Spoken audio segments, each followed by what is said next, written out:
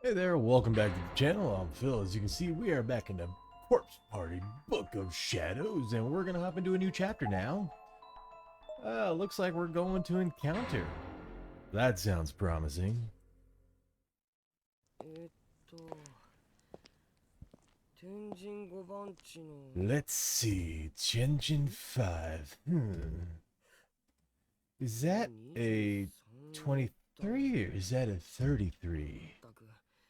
Miss Yamakaze's handwriting is atrocious.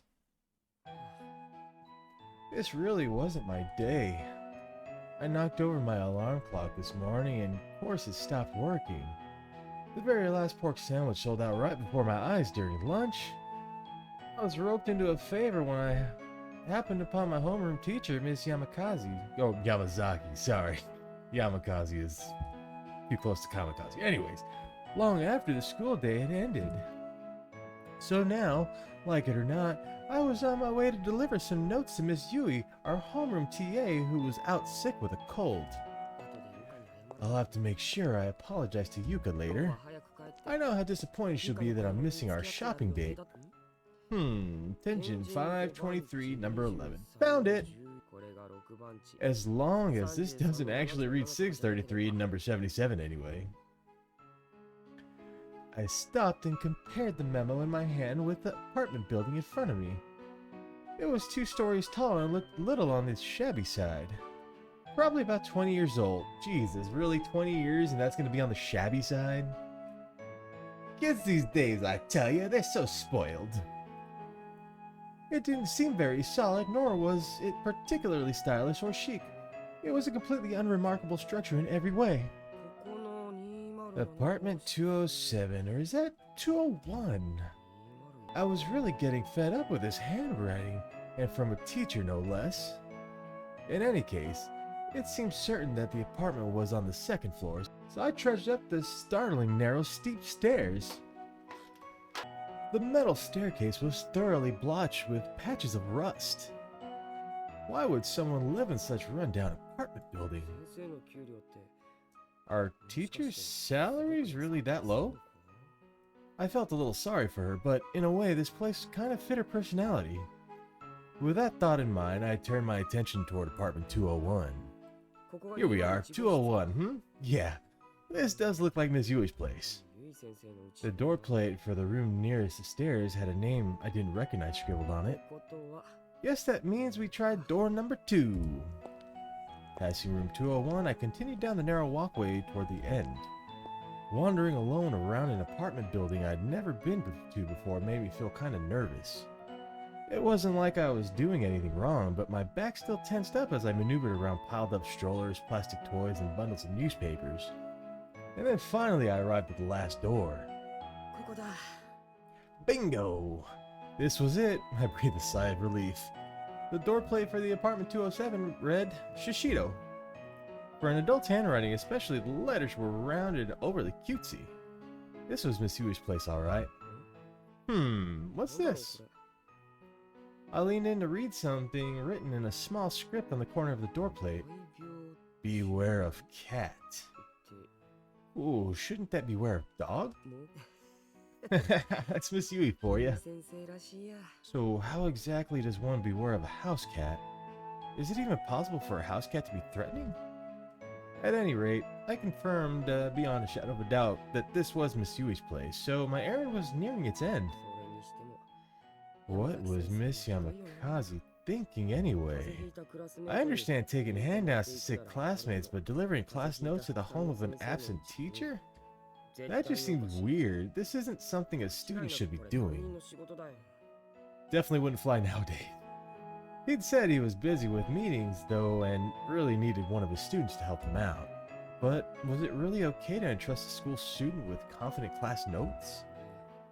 Wouldn't it be kind of a problem if I were to read these? My mind kept drifting from one question to another, and I'd become acutely aware of the inherent value of these notes I held in my bag. But tempting as it was, I just couldn't bring myself to look at them. Miss Yamazaki put faith in me after all. And I was stronger than that. I couldn't let this get the best of me. At any rate, I was here. I should have just been able to drop off the notes and be on my way. Putting all my doubts and misgivings aside, I rang the doorbell. And then I waited, and waited, and waited some more. But there was no answer. Huh? It didn't ring, did it? I rang the bell again and also tried calling out, but there was still no response. What should I do? Maybe she's sleeping. I don't want to wake her, but I am a little concerned. When we heard that Miss Yui was staying home sick today, we were all pretty disappointed. That's why part of me was actually a little happy that I was asked to run these over to her. I figured I'd be able to check in, see how she was doing, and let everybody in school know that she was feeling better. Never occurred to me that I might not even be able to see her, though.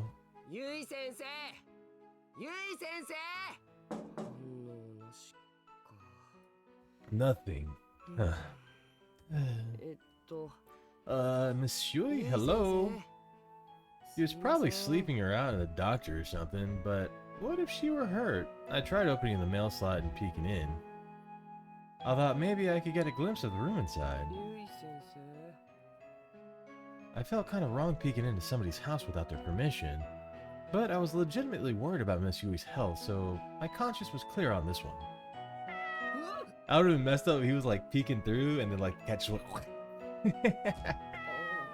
Oh, the cat. A well-groomed cat was facing the door and staring back at me. With its head tilted slightly to the side, it let out an adorable meow.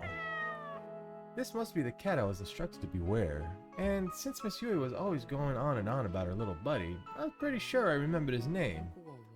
You're Morit, right? Or no, is it Monet, I think? Monet, my bad, not Morit. Duh. Yeah, Monet, what a pretty little kitty you are, Monet. Miss Yui talked about her cat a lot in class, so pretty much the whole school had heard about him. She even had tins of cat food hidden in her shelf in the classroom, probably because she had bought too much and had no room for him in her apartment. Yeah, kitty, Monet. Monet, is Miss Yui home? If she's home, would you mind waking her up for me? Oh, that's a good kitty. Yeah, I didn't think that would work. My shoulders sank, I felt defeated. What the hell was I doing? I closed the mail slot and stood back up. Damn, I sure hope Miss Yui's alright. She's probably out now or something. Which would mean the door's locked, I'm sure.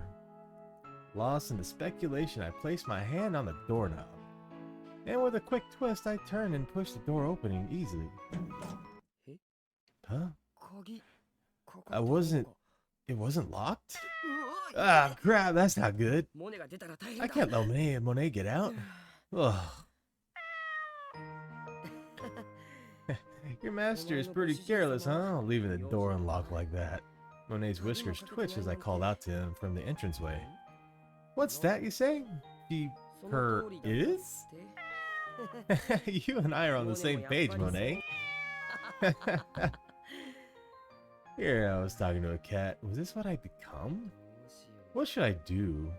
I was feeling pretty uneasy. Not only had I peeped into somebody's home, I walked in without a second thought. Moreover, this is where Miss Yui lived, alone, in other words, a woman's apartment. No matter how many times I reminded myself that I was here on an errand, I couldn't help feeling that I had not only crossed the line, but leaped over it. I tried calling out her name one last time, but as expected, there was no answer. So, what now? I was trying hard to avoid being too nosy, but my eyes inevitably began surveying the room. The apartment entrance led out immediately into the kitchen, and beyond that, there was a sliding door in some other room. I could see light through the gaps. I strained my ears, but there was nothing to hear, no signs of life whatsoever. Miss Yui really must have been out. One more time I tried calling out to her one more time, just to put my concerns at ease. I felt like she'd seem even more suspicious if I stayed silent.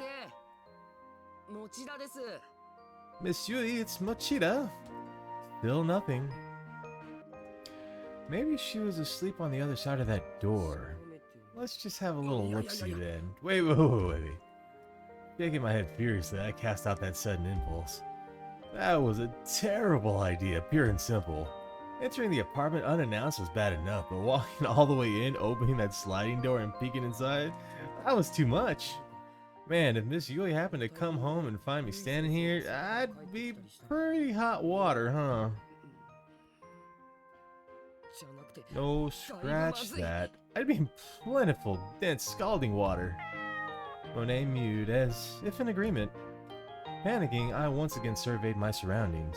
I almost felt like there were eyes on me, staring with disdain. But of course, nobody was there. Oh, right. I could just leave a note. Wondering why I didn't think of this sooner, I dug into my bag for some paper and pen. He could have slid the papers through the mail slot with a note. He's a pervert. Mr. Yamazaki asked me to come by. That should be enough, right?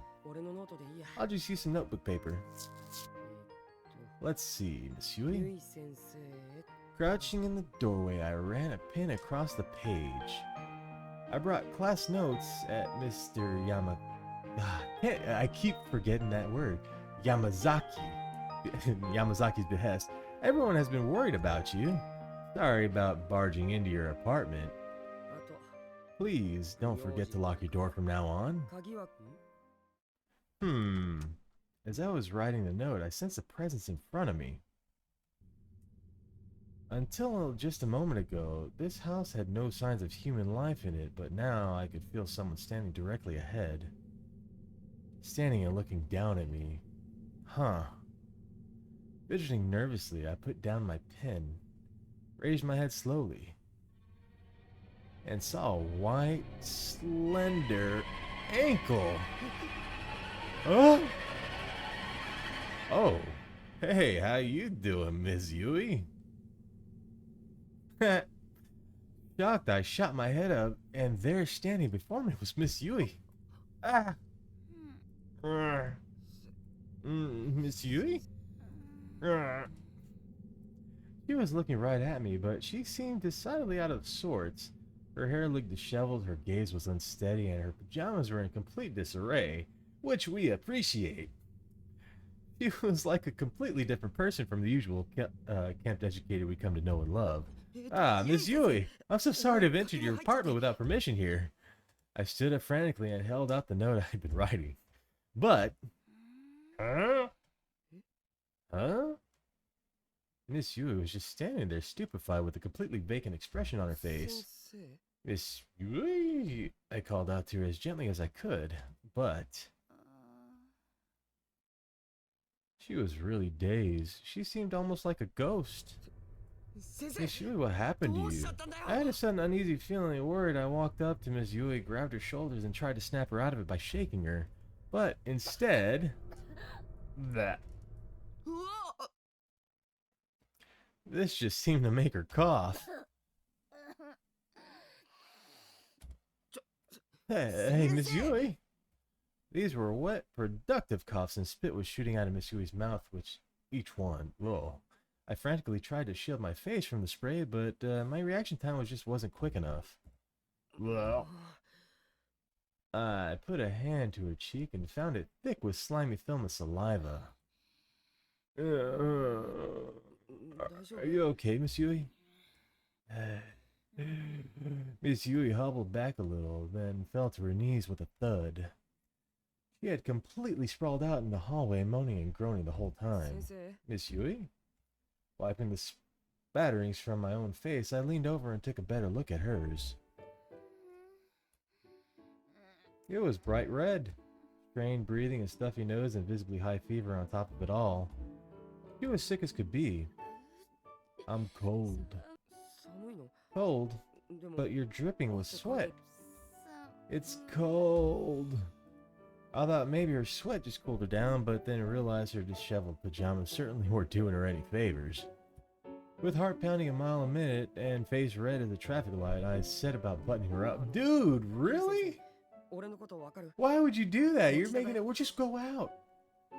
Miss Yui, you know who this is, right? It's Mochita from school? If you're cold, you need to sleep on your covers. Otherwise, you won't get any better.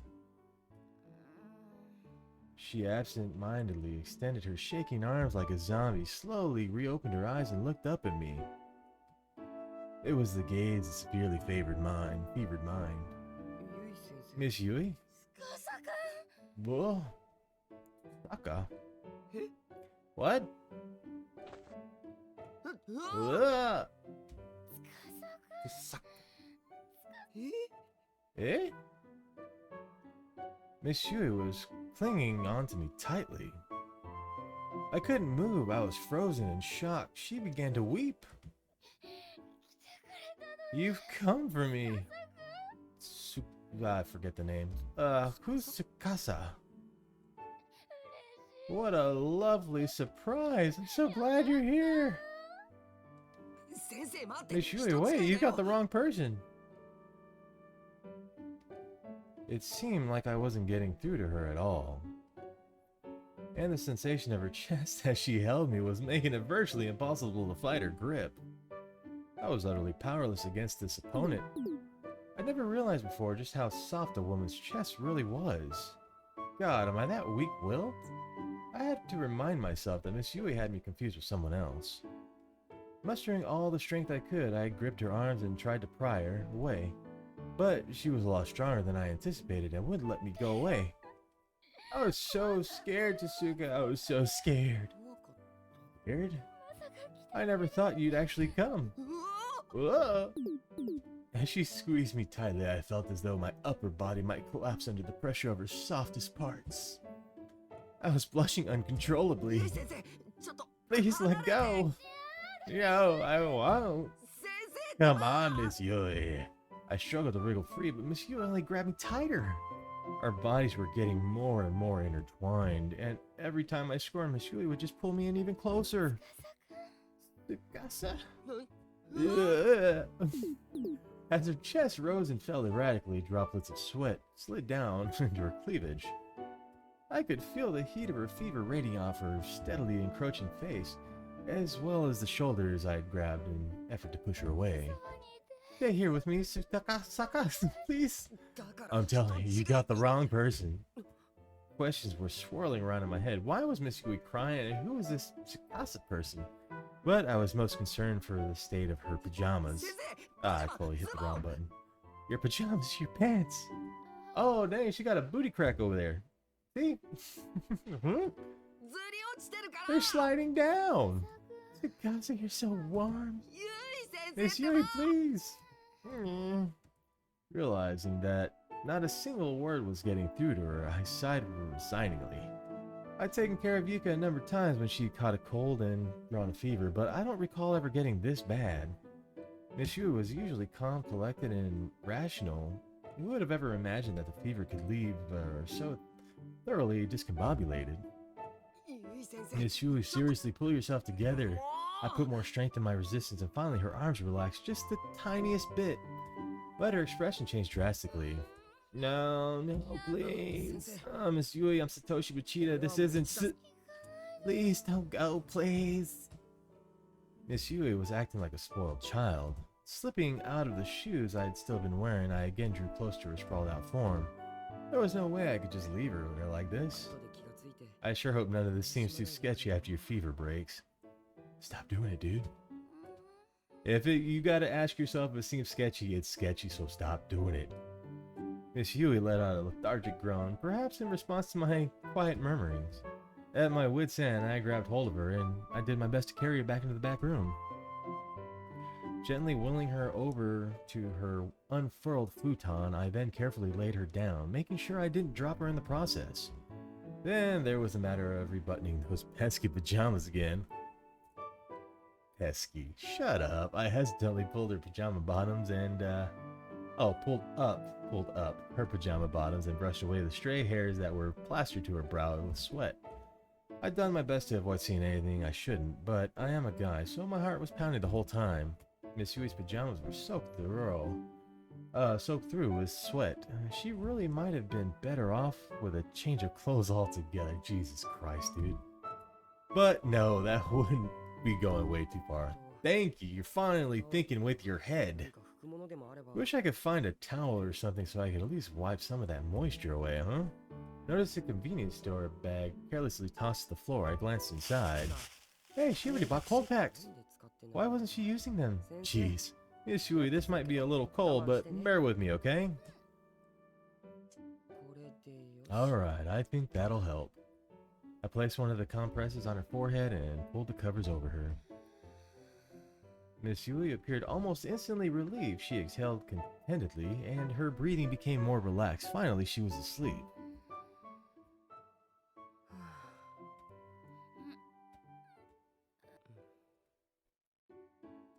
Even in sleep, Miss Yui seemed to be suffering. Oh, Monet, were you worried about your master? I don't blame you. When Miss Yamazaki said she was sick, I had no idea it would be this bad. When I had coiled up on my legs without me even noticing, I began absently speaking to him. He mewed in response, and our conversation ended there, as my gaze was still fixed squarely on Miss Yui. So what do I do now, Miss Yui? Dude, get out. Just get out. Are you okay to be alone right now? She wasn't in any condition to respond, but... Miss Yui's hand was slipped out from under the futon and was gently grasping my pant leg. Hey! Her grip was much weaker than before, but I knew I'd probably regret it if I went home now. Miss Yui just seemed really lonely. Well, I guess I'll settle in then. Without disturbing Miss Yui's hold on me, I took a seat beside her. For the time being, I figured I'd watch over her and make sure her condition didn't worsen. Occasionally, Miss Yui's breathing would become ragged, and she'd furrow her brow. She was in a pretty bad way. Poor thing. Wasn't there anything else I could do? I glanced quietly down the hallway. I noticed when I carried Miss Yui here that the kitchen near the entrance was perfectly neat and tidy. There wasn't any indication that it had been used that day at all. I wonder if she's eaten anything. Monet's gaze shifted suddenly. I followed it and saw pet bowls. Sorry, this game, Corpse Party, the bowels. You know, I get confused. Pet bowls laid out in the corner of the room. One dish was filled to the brim with water and the other was piled high with dry cat food. I see someone's eating well around here. Even delirious with fever, she's still taking real good care of you. But that's not good. Miss Yui, you should be thinking about your own first. I shook my head at the whole situation, then glanced down at Monet, who was tilting his head as if trying to understand. I broke into a wry smile. When I pulled out the cold packs, I didn't notice some cheap convenience store food in the bag as well. Oh, I did notice. I guess that was going to be your food for the day. Not exactly the best stuff to eat when you're sick. There's rice and eggs at least. Maybe I'll make egg porridge or something. Miss Yui, may I borrow your kitchen? Her face was bright red, and her half-pained, half-contented noises provided me with no clear-cut answer to my question. Don't think I'm gonna get much out of her. How about you, Monet? Do I have your permission to use the kitchen? Excellent, thank you. Monet's cries helped assuage my guilt over entering the woman's apartment and borrowing her kitchen. Not that I had any reason to feel guilty, I don't think. Anyway, I mean, circumstances were what they were. Still, I had this nagging sense that I should have somehow felt bad about what I was doing. Excuse me, please, Miss Yui, I'm gonna need to get up. One by one, I gently peeled off each of the fingers lashed to my pants. The expression on her face changed as I was doing so, from contented rest to mild annoyance, but there was nothing to indicate that she might wake up. Alright then, let's see what I can do, shall we? As I stood up, Monet mewed happily and began tagging along at my heels. Achoo! And Miss Yui, now resting by herself in the bedroom, let out a sudden sneeze. Alright.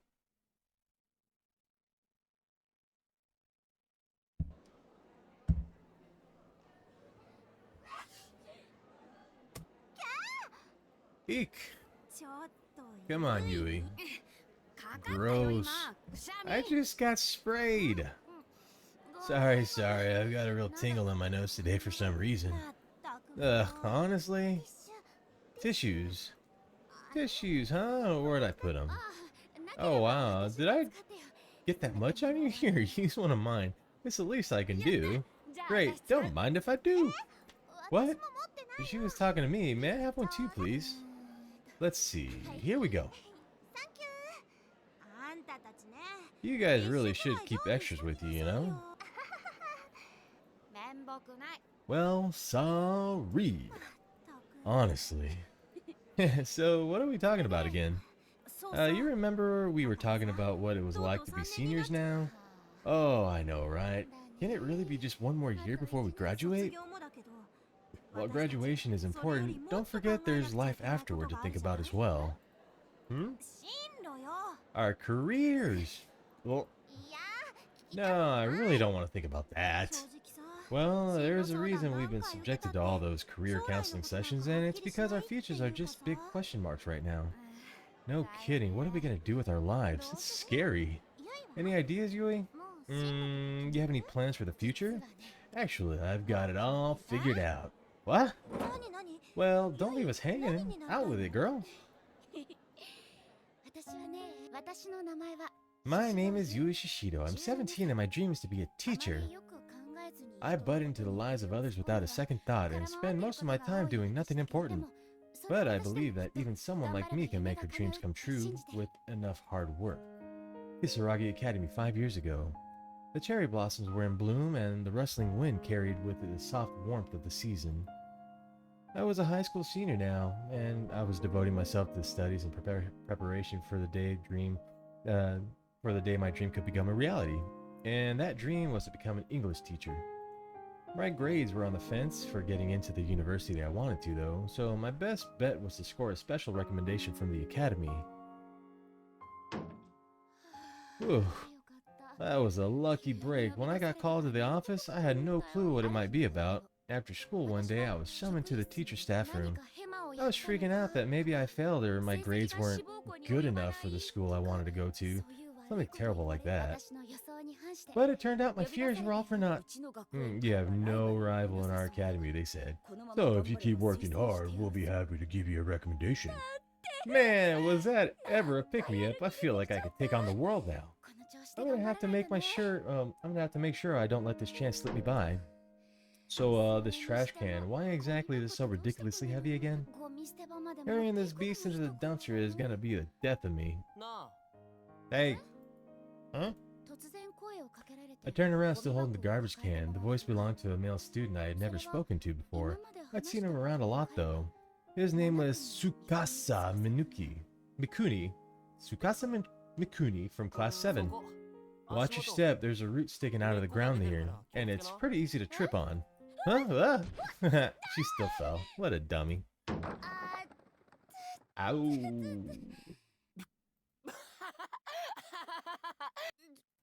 Hey, what's the big idea laughing at somebody else's misfortune? Well, it's not funny. Shouldn't you be asking if I'm okay or something? My bad, my bad. Oh, you don't have to help clean up. You'll get your hands dirty. Don't worry about it. It's the least I can do after laughing like that. Thanks. No prob. That should be everything, right? Yeah, looks like it. Cool, let's go then. Huh? Ah. I remember it well, even now. This was my first time talking with Tsukasa, and he left a strong first impression on me. Mikasa is Tsukasa. Well, that's really kind of you. Isn't it heavy, though? Not especially. I'm the one assigned to take it. Maybe I should. It's fine, really. There, everything's in its place. Thank you so much. You were a huge help. Catch you around. Hey, hold up. I feel like I should do something nice for you in return. Don't worry about it. Your thanks is plenty. Look, just wait there a second, okay? Making a new friend is always great, but when it happens to be Tsukasa Mikuni, it's all the better. You've kind of been on my mind for a while. There we go. Most of the times I'd seen Tsukasa before this were in the middle school courtyard. He spent a lot of time there sitting alone on the bench. Even after school, or during summer vacation if I happened to pass by, I would always see him there. And after this little encounter, we'd go on and make many fond memories together. Yet somehow, the image of Tsukasa that stands out most in my mind is of him seated alone on that courtyard bench. For you, I hope the cafe is alright. Oh, sure, I guess. Anything's fine, really. Thanks. You know, it's customary when receiving a gift to quietly accept it without any offhanded remarks. Well, aren't we a stickler for tradition? We walked to the bench together and sat down and began making small talk. That courtyard bench was sort of mystical place. Yeah, sort of a mystical place. The leaves rustled over your head, and if you closed your eyes and opened your ears, it felt as though you were in the middle of some forest. And then you looked straight up and sunlight poured in through the leaves, and you almost felt like you were in another world. This is the first time I've actually ever sat on one of these benches. It's pretty nice, right? It is. It's lovely. It really is. Oh, so it's that why? Huh? Well, you come here an awful lot, right? Like, even after school and during summer vacation. I sure do. You must really like this place then, huh? Yeah, I guess I do. Well then, there we go. The leaves rustled and a gentle breeze blew in between us. We were both silent for a bit, but strangely, it didn't feel awkward or uncomfortable. So, aren't you gonna ask? Ask what? What I'm always doing here by myself or something. You're always here because you like this spot, right?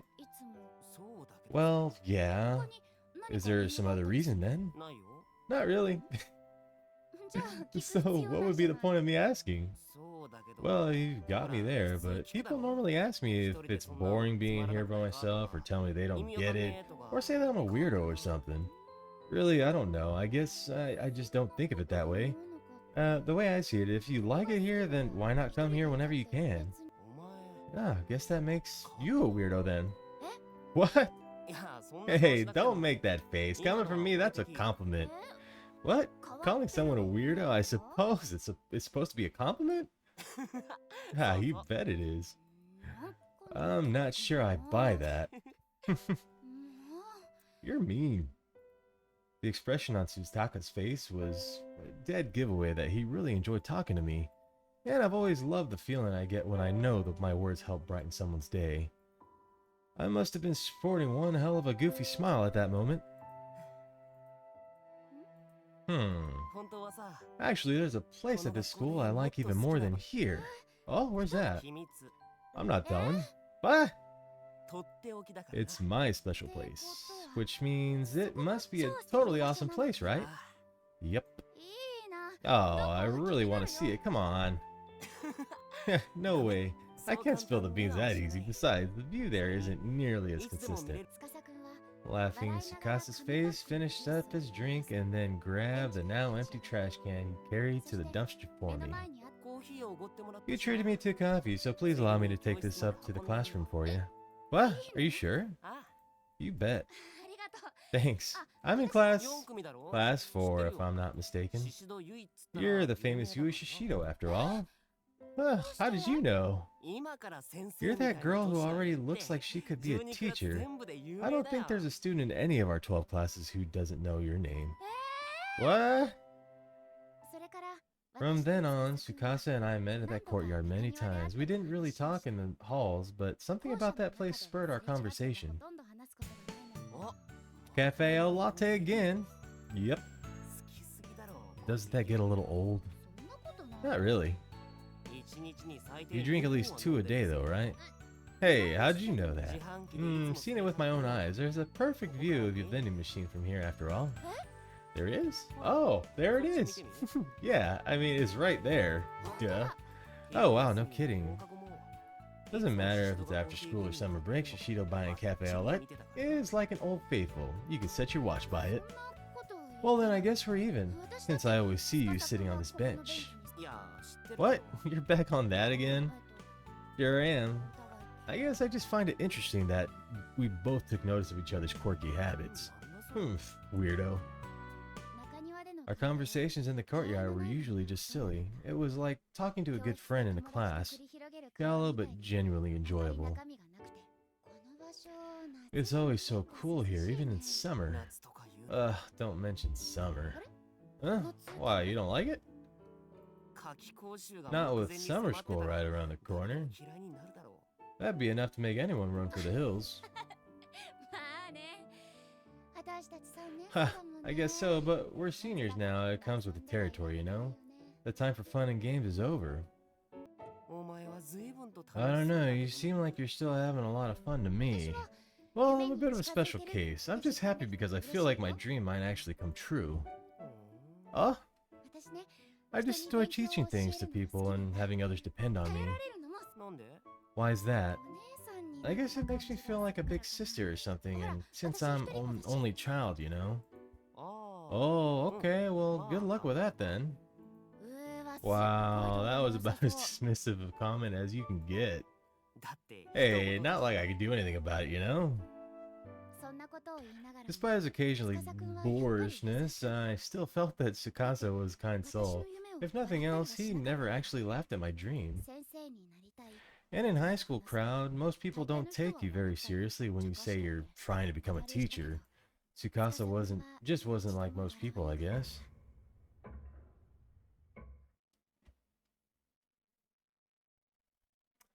The season was quickly turning to autumn.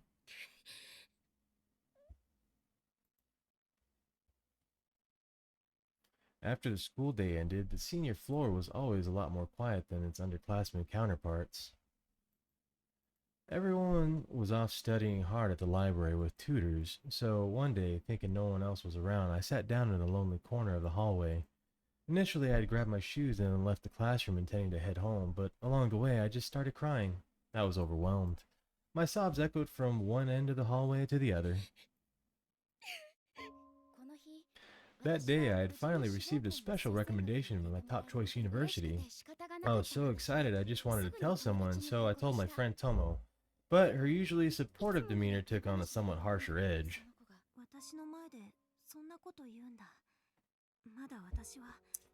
Quit rubbing it in my face, you know I'm still totally undecided about my future, right?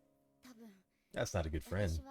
My expression must have changed pretty drastically. Tomo's eyes suddenly widened, and she quickly apologized. So I smiled and told her I didn't care. That's what I said anyway. But how couldn't I care? Tomo's dismissiveness words struck me like a dagger to my chest. I'm so insensitive sometimes. I wonder if everyone else feels the same about me. I kept wiping the tears from my eyes, only for new ones to take their place immediately. Why didn't I think of this sooner? So many people were still facing uncertain futures with no real goals in mind, and I was completely oblivious to it.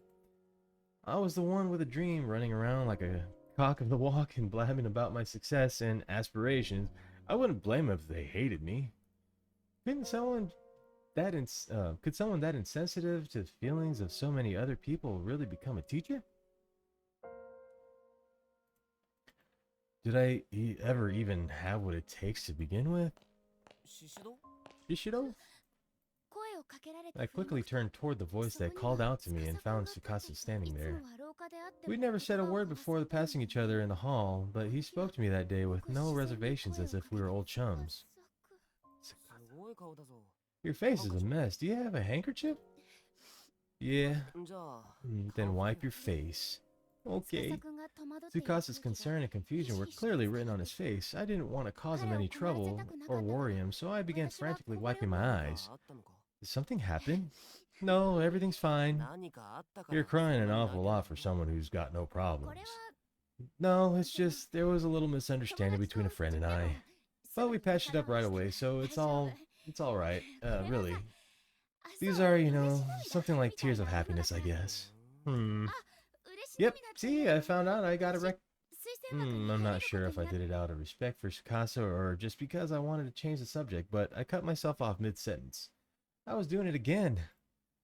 What was I thinking? Now, even Tsukasa was going to hate me for being a braggart. Hell, I hated myself. I was the worst. Just the worst. But... Whoa, really?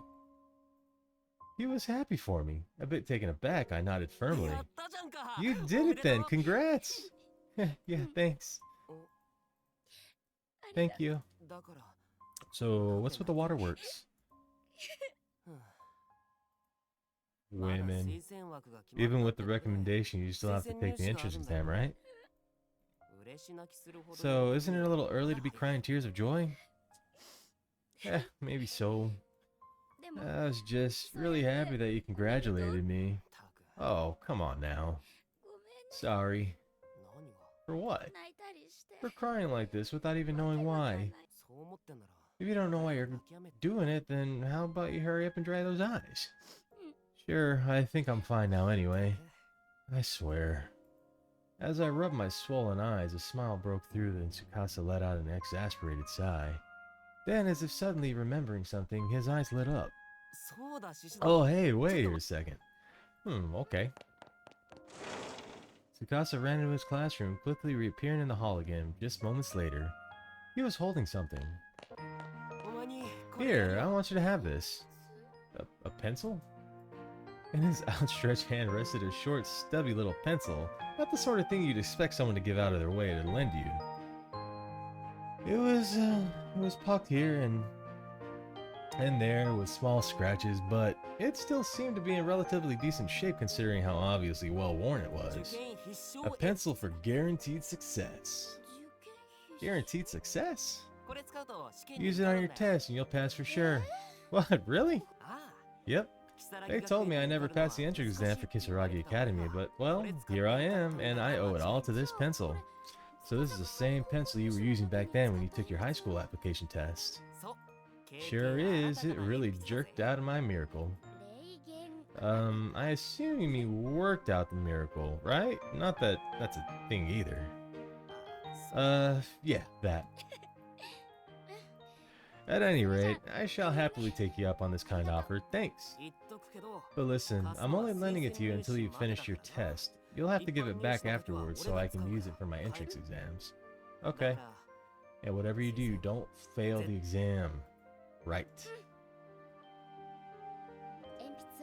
I took the pencil and nodded, smiling. This time, Tsukasa's returned my smile. You're a really unique person, you know that. It's hard to believe how much you let other people's problems get to you. You'll make an amazing teacher. Bah. For a moment I had no idea what he was talking about, but then it hit me. Tsukasa had somehow sussed out from our conversation that I was crying because I upset Tomo.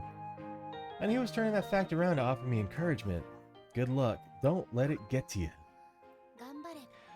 I'd heard you shouldn't wish someone luck in times of stress, as it just adds more pressure. That's why people tell actors to break a leg instead. But I didn't care, taboo or no, I cherish his kind words. I'll do my best, Tsukasa. Glad to hear it. That's when I really started to fall for him. But it didn't seem like he noticed, and there wasn't really any indication that he felt the same way. I can still clearly recall the events of that day even now. It was October, the day before the entrance exam. The weather outside had been miserably since the morning, and visibly all it was non-existent.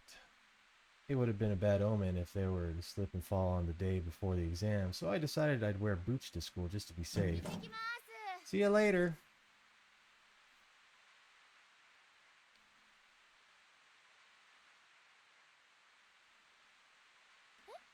Huh?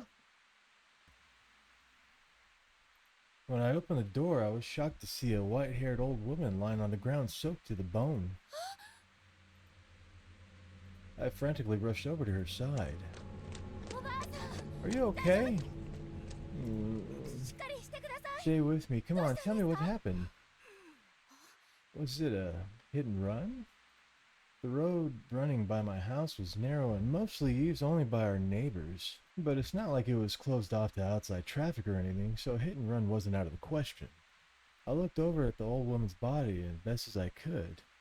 Fortunately, there were no signs of any serious injury. Doesn't seem like a car accident, at least. Young lady. Yeah? You must not go to school today. What? You absolutely must not go. Huh? The old woman raised herself up slightly and spoke hoarsely. From the tone in her voice, she seemed terribly desperate. But I have to. Today's my last chance to practice for the college entrance interview. No, just stay home. Don't go. I have to go. The interview is part of the exam I'm worst at. Please, tell me what's wrong. Where's your family? Will you... Will I? Will you go no matter what? Yeah. In that case, please. Not knowing what to say, I nodded apprehensively as the old woman began digging through her pockets. She produced what looked like to be a crumpled scrap of paper. As she did digging around, I noticed that her breathing had become dangerously ragged and began considering my options to assist her. Really, I should have gone back to the house and called my mom. But there was something about her that kept me glued to the spot. I sensed desperation hiding in that unbroken gaze. You must take this. What is it? A charm. A charm? The old woman clutched my wrist forcefully, pressed the scrap of paper into my palm.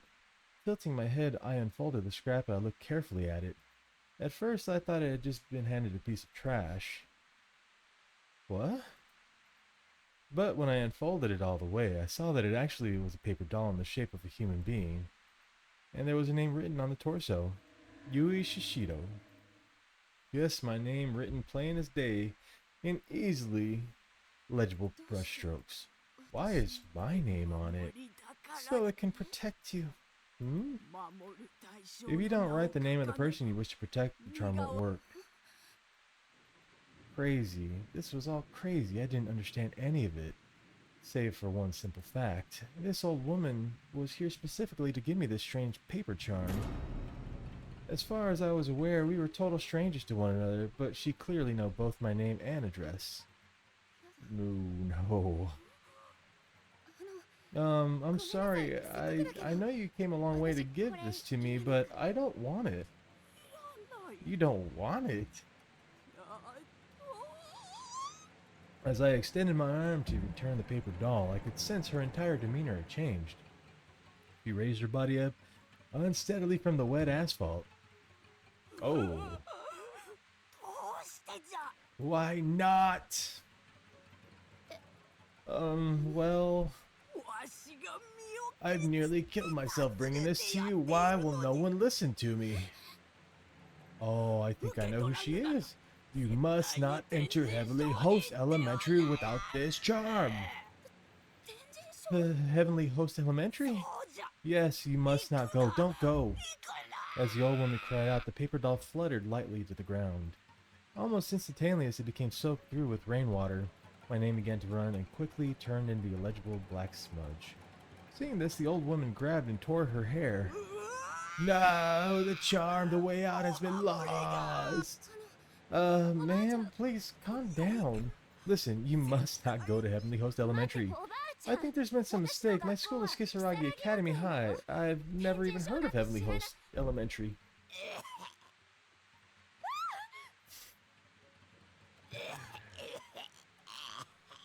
Oh. Ma'am? Oh, God. Mom, come quick. What's wrong? An old woman collapsed in front of our house. Call an ambulance. Okay. Paramedics arrived in the matter of minutes. The old woman seemed to be unconscious by that point. However, the EMTs brought out a stretcher. Do either of you know this woman? No, she just collapsed in front of our house. We've never seen her before. Alright. Would you be willing to ride with her in the ambulance? The idea of making this old woman go to the hospital by herself seemed like it would have been a shameful thing to do. Sure, she was a stranger, but we had a lengthy conversation mere minutes before, so I couldn't very well say we had nothing to do with one another. Yui, you need to get to school. What? But don't worry, I'll go with her to the hospital. You have to practice for the interview today, right? Yeah, I guess I do. Thanks, Mom. I'll leave her with you then. Good luck. I was a little hesitant, but I knew I really had to go to school today no matter what. So I left the strange woman in my mom's care and heading toward the school, walked right by her stretcher. Suddenly a hand rose from the limp form of the old woman and grabbed my skirt. Startled, I tried to jump away, but I found myself ensnared in her terrible bloodshot eyes. You must not go!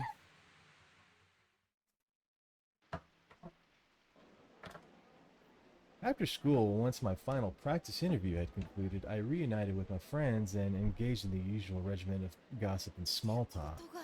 Can you believe that? That's really scary. What the hell was wrong with her? When I described the events of that morning and everyone's eyebrows rose, they were hanging on by every word and yelping in unison at key moments. Yui, maybe you should have stayed home today after all. Well, but I had that practice interview. I couldn't miss that, you know? I just hope nothing bad happens. Oh, come on. What could happen? Oh, you know. Huh? When you mentioned Heavenly Host Elementary, I thought it sounded kind of familiar, and I just realized why. You know the Seven Wonders, right? Seven Wonders? What do you mean? Those urban legends about Kisaragi? Yeah, those. Does Heavenly Host Elementary have some connection to them? One of the stories is called Yoshi After School. Ever heard of it? Definitely not. I've never heard of it either. What's it about? Well, it takes place at Heavenly Host Elementary, which once occupied the same plot of land where Kisaragi Academy now stands. Oh, okay. It's said that on a day after school, a female teacher who had been patrolling the grounds slipped and fell down the stairs and died. The accident took place on a rainy October day just like this one and occurred just after 7 at night. And supposedly Yoshi still appears on days like this. Ever unaware that she died at Heavenly Host these many years ago, she now walks the halls of Kisaragi Academy believing them to be her own. Oh, come on. No, is it true? Well, it wouldn't be one of the Seven Wonders if someone hadn't actually seen it happen, right? That's really creepy. Why don't you head home, Yui? You're the only one who doesn't live nearby, so we can't walk with you.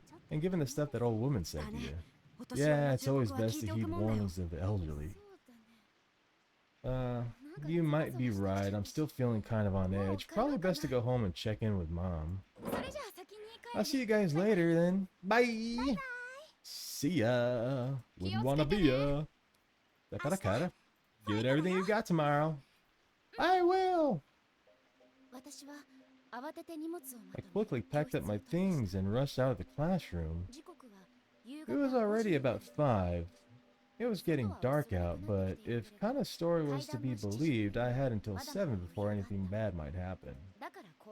As I continued wending myself down the corridor, I just kept telling myself, there's nothing to be afraid of. Even so, it felt like it took an extra long time to reach the shoe lockers. Oh, there's the lockers. Man, I'm such a scaredy cat. Hey, Shishido. Tsukasa. Heading home? Yep. What's with the big grin? Heh, it's nothing. Hey, why don't we walk together, at least part of the way? Huh? Sure, I don't mind. Great. When I looked at Tsukasa's face, my fear vanished if for a moment. These are the times when it's really nice to have boys around, I thought. I felt as long as he was by my side, nothing bad could happen. Didn't hurt that I had a crush on him, of course. The rain had let up since that morning. Although it was still coming down, the two of us walked side by side, umbrellas held high. Tsukasa was talking and laughing excitedly the whole time, whereas I probably came off as preoccupied. I'm sure it was awkward. A vague sense of fear flickered inside me, and it was making me extraordinarily self-conscious. I'm certain it must have been reflected in my behavior. Shishido?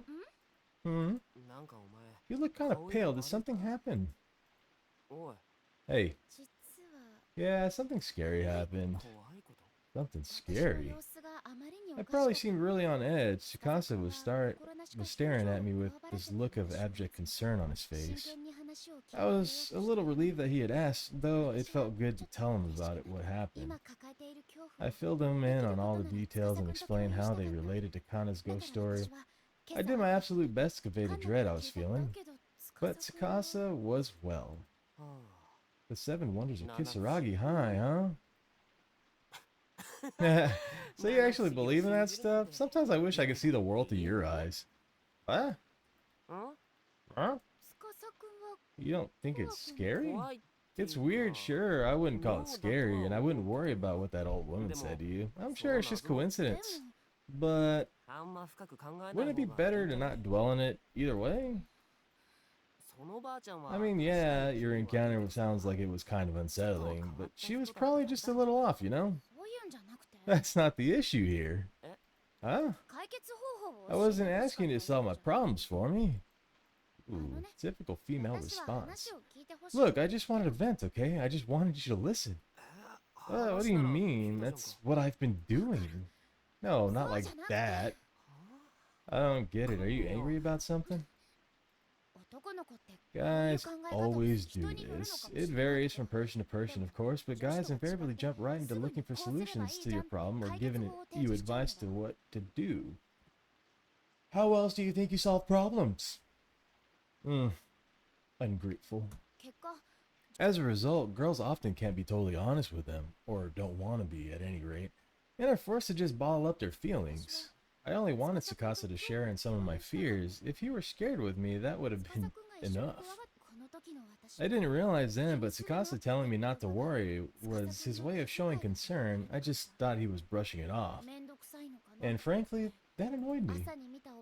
My mind flashed back over and over again to the face, the eyes, and the hoarse voice of that old woman. Amplified and distorted by the ghost story, these images gradually darkened my mood. Maybe I was traumatized by the events I had experienced, or maybe I was just frustrated and needed to lash out. I don't know. But for the first time ever, things had become decidedly uncomfortable between the two of us. Okay, well, this is me. Right.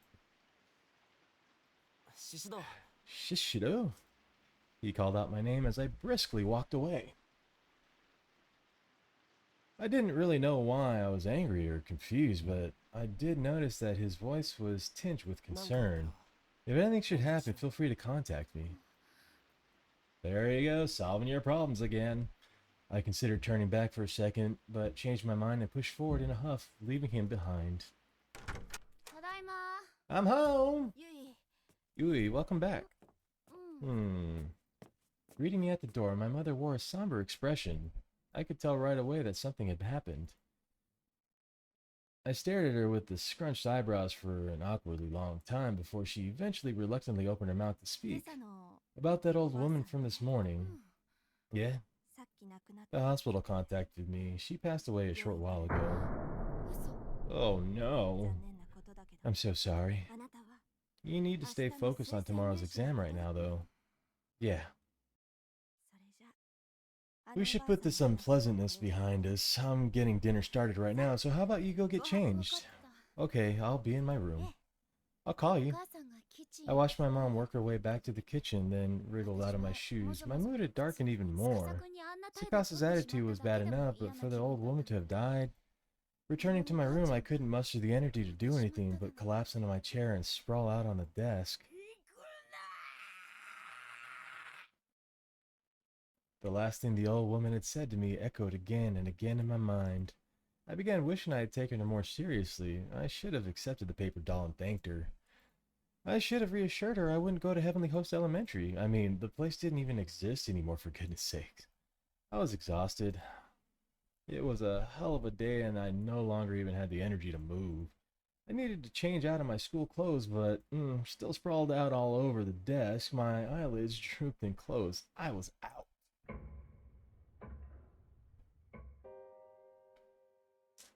I woke with the start. The air in my room had gotten notably cooler, and I was shivering. I must have fallen asleep. Rubbing my eyes, I glanced at the clock. The needles indicated it was 6:45. It's already this late?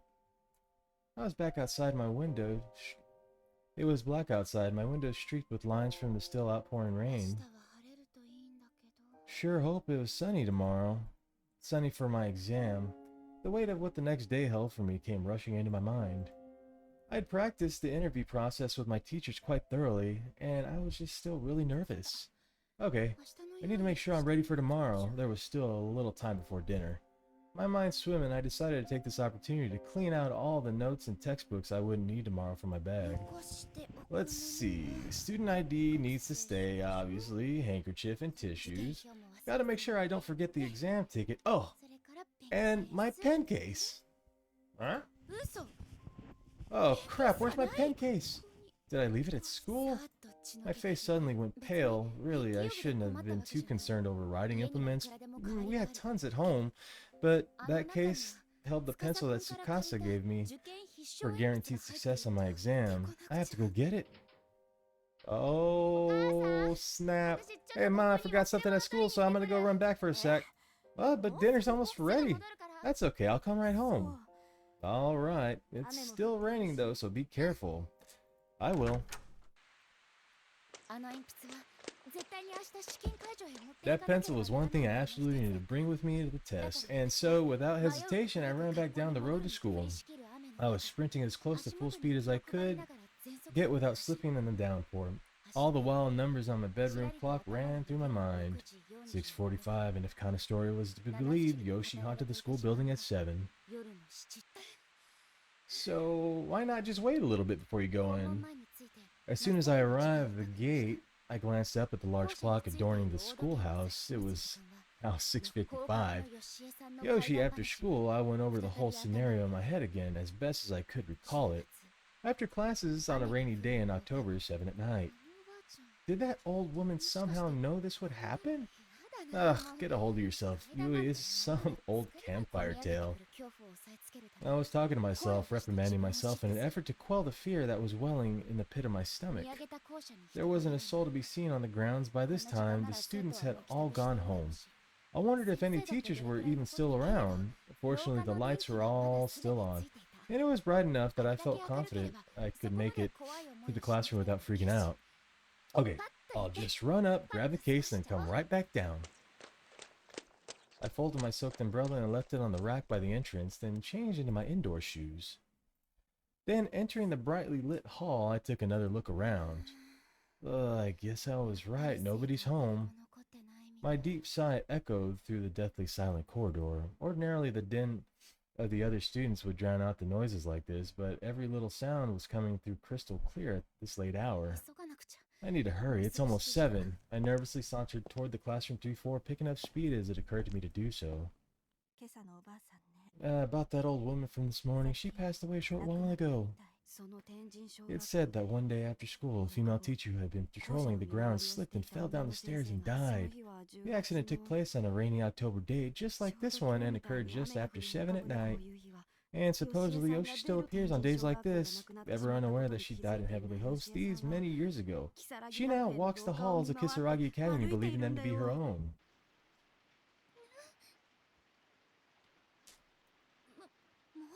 Jeez, what the hell is wrong with me? Why am I letting this bother me so much? Tsukasa was right. I shouldn't dwell on this. Ah! Lightning flashed and the thunder resounded with impeccable timing. I jumped in spite of myself. I just need to hurry these stairs, grab the pen case, and get the hell out of this creepy building. No ghost should show up in a well-lit building like this, right? And even if they did, they wouldn't be very scary under all these bright lights. I absolutely need that pencil for tomorrow's test. It's good luck charm after all, and it's from Tsukasa. I picked up the pace as I continued to head straight for room 3-4. Oh, dude.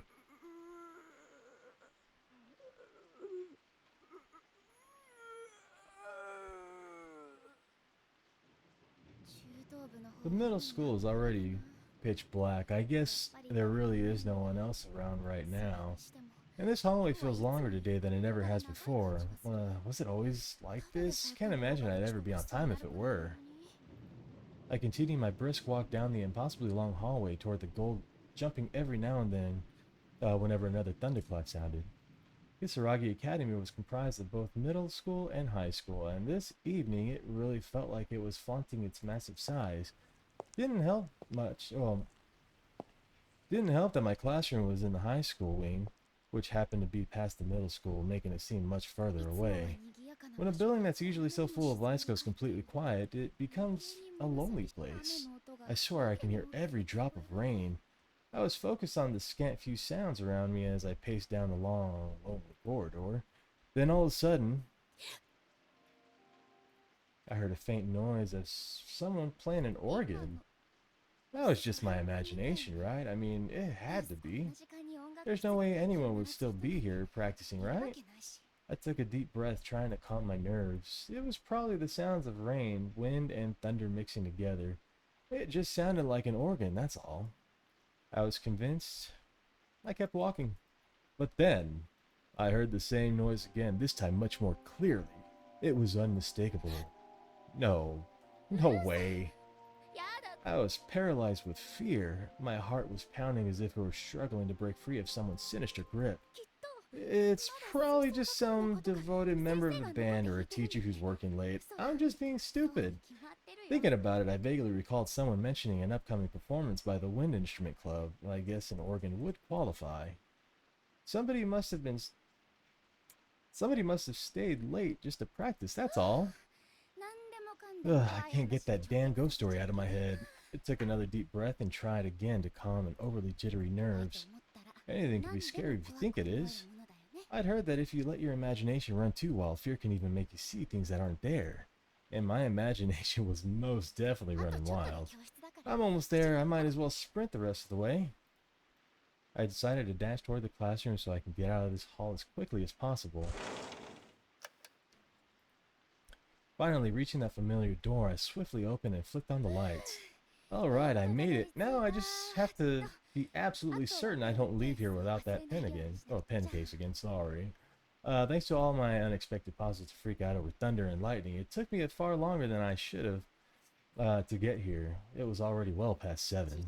7 o'clock, huh? It was the appointed time when the ghost of the teacher was supposed to appear, at least according to the school legend. No undead educators here. I let out a sigh of relief and relaxed my shoulders a bit. The lights were both inside the classroom and outside the hallway. Sure, I was still dead silent, but the fear I had been feeling had completely melted away. Yep, there's nothing to be afraid of. The 7 wonders aren't real. I grabbed my pen case I'd come back for and shoved it into my pocket. Alright, mission accomplished. With my long ordeal behind me, more or less, I looked around the classroom and let out another sigh. I'd only ever known this classroom when it was bustling with activity, and thus found its eerie silence and utter stillness to be oddly fascinating. Such a strange feeling being alone in a classroom like this. I got the idea in my head to try doing something I normally wouldn't be able to do, like standing at the teacher's desk podium and writing on the blackboard. What a nerd! Chances like this don't come around too often, after all. To me, the area behind that podium from which teachers conduct their lessons was like a sacred space. I dreamed of standing there myself one day and could hardly resist its pull when presented with a rare opportunity like this. Well, no one's looking. To my classmates, this would seem like such a silly, stupid dilemma, but that didn't change the way I felt about that moment. Should I or shouldn't I? Hell yeah, we're gonna do it. Follow your dreams, Yui! How can I pass this up? It's a chance to feel like a real teacher. I decided I had to try it. During the daily cleanup and such, I'd come and gone from this spot countless times, but this was the first time I'd ever had an opportunity to just stand here and preside over the classroom. So this is how it looks to be a teacher, huh? It's kind of awe-inspiring. Gaining a teacher's point of view in the most literal sense was starting to get me really fired up. It may seem silly now, but this was my stage. This was where all my dreams would play out. Someday. I began to imagine the future that awaited me, painstakingly detailing some of the piece of knowledge for students sitting attentively at their desks. Gliding chalk across the board, filling it with information to aid them in their studies. I sure hope I can make the cut one of these days. I was getting so excited that even I began to think my behavior was a little strange. Maybe it was the juxtaposition of these joyous freeing visions and the prickling dread that I'd been feeling up till just a minute or two before. But then, in a blink of an eye, one of these two conflicting emotions completely overpowered the other. Oh. Ah, crap. Is this a blackout? Suddenly, my surroundings were bathed in darkness. Going stiff with shock, I stumbled back a step. My back struck the backboard with a dull thud. What awful timing! I instinctively grabbed hold of the rail where the eraser sat. I felt chalk dust against my fingertips. My panicked heartbeat was making it too difficult to breathe. Was this caused by the thunderstorm? If so, it sure picked a fine time to turn the lights out on me. And what's more, I still hear the sound of the organ, but no, it's an electric organ. How is that even possible with no power? You heard it. You must not go. Was this what the old woman was trying to warn me about? That's impossible. She was no fortune teller or psychic. As far as I was aware, how could she possibly have known this would happen? Hell, even if she were a fortune teller or a psychic, predicting the future is stuff science fiction. I shook my head. I need to calm down. Maybe it's just the wing that lost power and the music room is still okay. That seems plausible, right? I curled my chalk dust fingers into the fist and silently tried to talk some sense into myself. I've got to get out of here. I shouldn't have been playing teacher. I should have been out by now. Cursing myself a little, I fumbled my way through the darkened classroom. Ugh. I'd spent so much time in here, you'd think I'd be able to find my way out with my eyes closed, as if it were.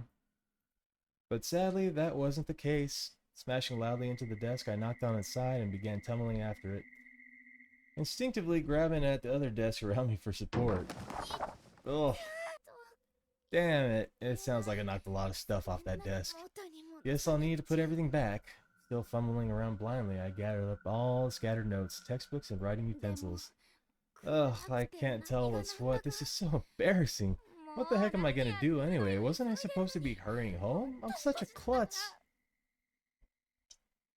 I let out a sigh. I seem to be doing that a lot lately. Okay, this is a textbook and this is a notebook, right? Was I trying to take inventory of all the things I knocked off the desk, then realized why? I might as well just stand up and stuff it all back in. I couldn't possibly organize it properly in absolute darkness. Better just to apologize tomorrow to whoever it is. Not that that was particularly pleasant prospect.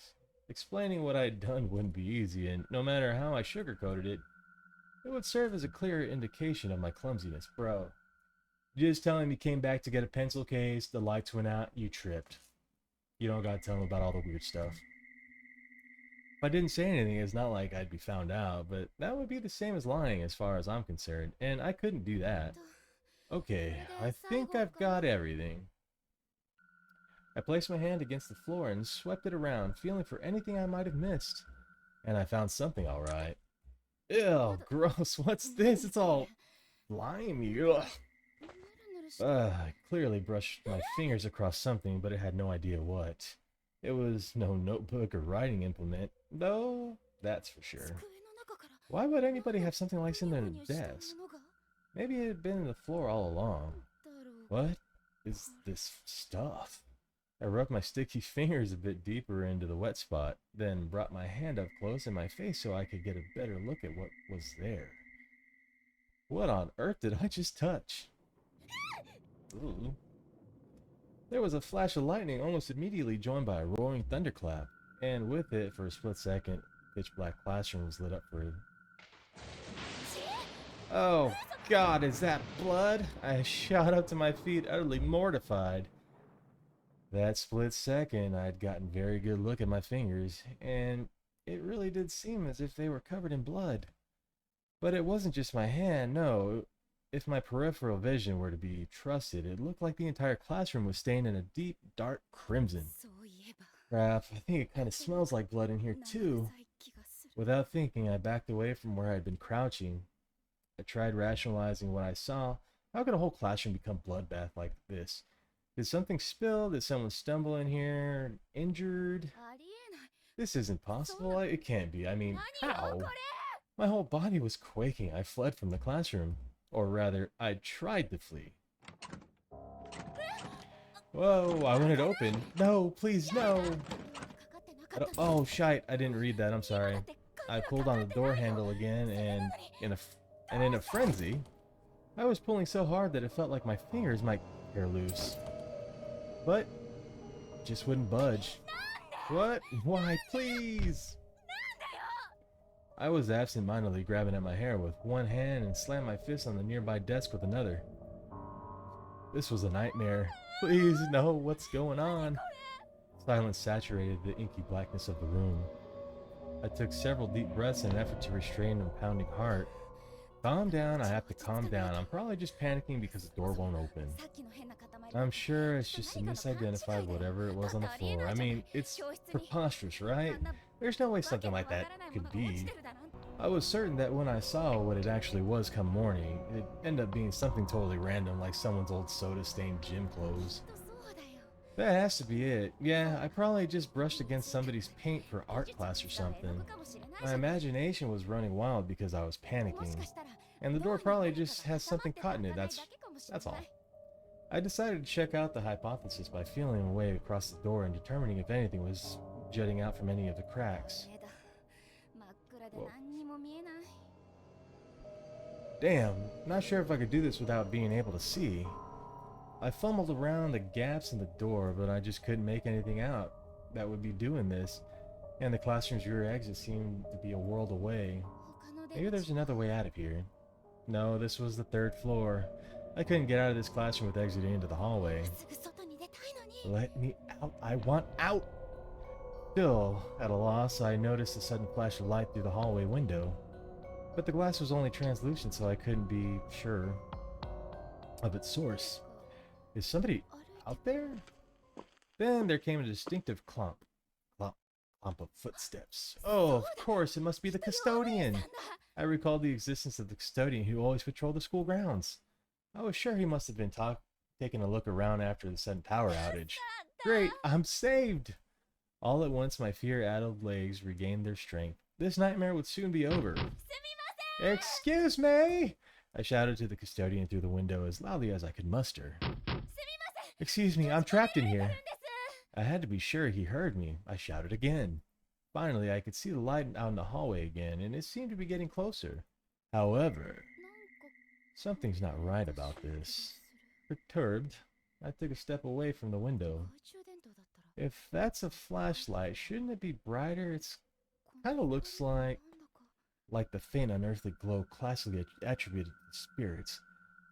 Was that what I was thinking? I tried to stop myself from finishing that thought. However, dullness aside, it also looked like it was wriggling around in a very unnatural, very unflashlight way. And these footsteps. 4 clumps, then 3 or so second interval, then another 4 clumps. They were sounding in a fixed rhythm. That's no custodian. Nobody walks like that. It's a horse. The fear was back in full force. I had to find somewhere to hide. What if I'd accidentally summoned something inhuman? I mean, whatever it was. I begged for it to help. I literally invited it in. I need to hide, but where? Oh, crap! I squeezed myself into the metal locker where the classroom's cleaning supplies were kept. It was still pitch black in the room, so I really couldn't spare the time it would take to remove its contents. Instead, I just controlled myself to fit. Contorted. Ugh. The locker was thick with the smells of mold and varnish. If I can hold my breath for just a little while, I think I could be safe in here. So I waited for the footsteps to pass by and fade into the distance, signaling that I was safe to emerge. Whoever it was had better hurry. I feel like I'm going to suffocate if I'm in here much longer. Still, it felt like a lot safer in the locker than it did out in the room. But the footsteps weren't receding, they were just getting louder, closer, faster.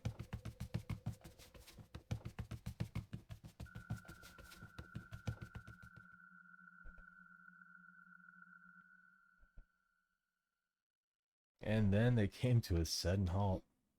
Huh? They were close, just outside the locker. I peered through the ventilation holes amidst the utter darkness of the classroom. There wasn't a soul to be seen. I'm okay. As long as I stay in here, I'll be fine. I'm not sure why I believed that. Maybe because I needed to. Maybe because it was so dark, or because I felt so much calmer in such a tight space where nothing could possibly sneak up behind me. I didn't know why, and I didn't care. I just knew that, as far as I was concerned, I was safe in here. So I stood motionless and cramped, and I waited. I didn't have to wait long. What was that? It sounded like a door locking. Suddenly apprehensive, I gently nudged the supply closet door, just to make sure it was still open for me when I wanted it to. Ah, no, it's locked! Found you! I let out a sudden yelp at this unknowing voice and tried with all my might to push open the door, blocking my escape. Oh, please, let me out, let me out! Is somebody still here?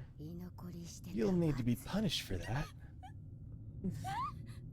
There was a brief moment of silence following the eerie voice's unsettling proclamation, and then... crash, crunch, the metal walls around me and all four sides began warping inward as if the supply locker had somehow been fed into a trash compactor. Oh, what's going on? There was no force I could imagine that should have been able to do this, but it was happening. This already confined space was steadily closing in on me. Oh, it hurts. Open the door, let me out. Crash, crunch, the collapse of the locker all around me continued. Slowly and steadily I could feel all manner of things pushing and cutting into my body.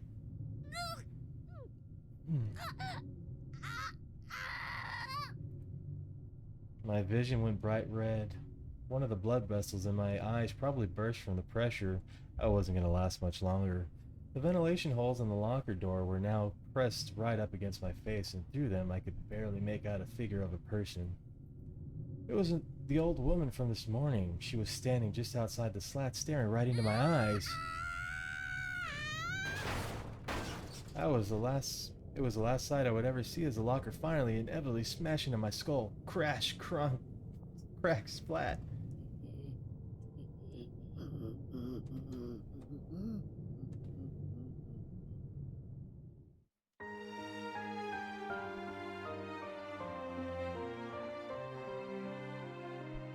Well, that's the wrong ending. Let's go get the good ending. Alright. Here we are. Let's choose a different ending. Alright, we're going to the teacher's podium because we got diced by the locker. I hurriedly hid myself beneath the teacher's podium. I grabbed my knees, curled up, and made myself as small as I could. What is this? What's happening? The footsteps continued to draw nearer and nearer. Clomp, clomp, clomp. Little by little, the sound grew louder. Every hair on my body was standing on end. Please just pass by, please. I held my breath and clasped my hands together and silently prayed. They were close now. Very, very close. Please, God. Why was this happening? I couldn't make any sense of it. I just wanted it to be over. I prayed to God that it would end. Was this the old woman? Was this what the old woman was trying to warn me about? Was this all happening because I ignored her, because I didn't take a paper doll from her?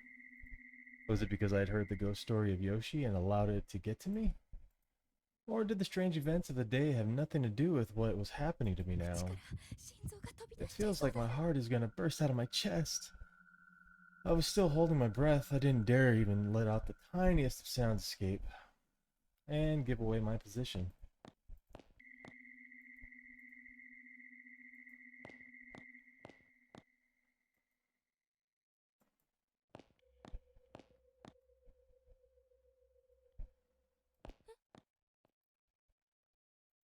The consistent rhythm of the footsteps steadily ended halfway in one of the cycles. And it ended right in front of this very classroom. I had goosebumps up and down my arms and legs. I stopped praying and I clasped my hands over my mouth. I knew I'd scream if I didn't. Could this be Yoshi? Was the school legend real? All I could do was close my eyes, keep my mouth shut, and hope whoever or whatever this would just go away. But the footsteps sounds didn't start again. If this was indeed Yoshi, then she'd stopped in front of the classroom and it was just standing there. I had no concept of time anymore. I stayed in a hiding spot for what was probably only a few minutes, but it felt like at least an hour. Maybe whoever it was is gone. I decided to carefully peek out from under the podium. I gingerly edged my head out just far enough to get a glimpse of the room when suddenly Oh, they're coming. The footsteps rang out once more. It sounded like they were headed right for me, and they might have been inside the room. I honestly couldn't tell. I scrambled back into my hiding spot and covered my mouth with both hands. This was too much for me. My breathing was coarse and erratic, and my face was a mess of tears and snot. God, please save me. I was inconsolable. The footsteps just wouldn't stop. What on earth were they doing? It almost seemed like they were running around in circles just to scare me. Stop it. Please stop it. I mouthed these words over and over and moved my hands to my ears in vain attempt to block out this torturous sound. And as if in response, the sound changed. It was a loud, dull thud, followed by silence, no more footsteps. I'd heard that sound hundreds of times before. It was a classroom door sliding open. I peeked out, but the door was still tightly shut. How could that be? If the sound I heard wasn't the door, then what was it? What little safety I'd felt was pretty much gone, but to be fair, I wasn't absolutely certain the spirit had seen or heard me either. The prospect of stepping out into the open wasn't a desirable one, but I had to decide if it was better to stay where I was or to make a break for it.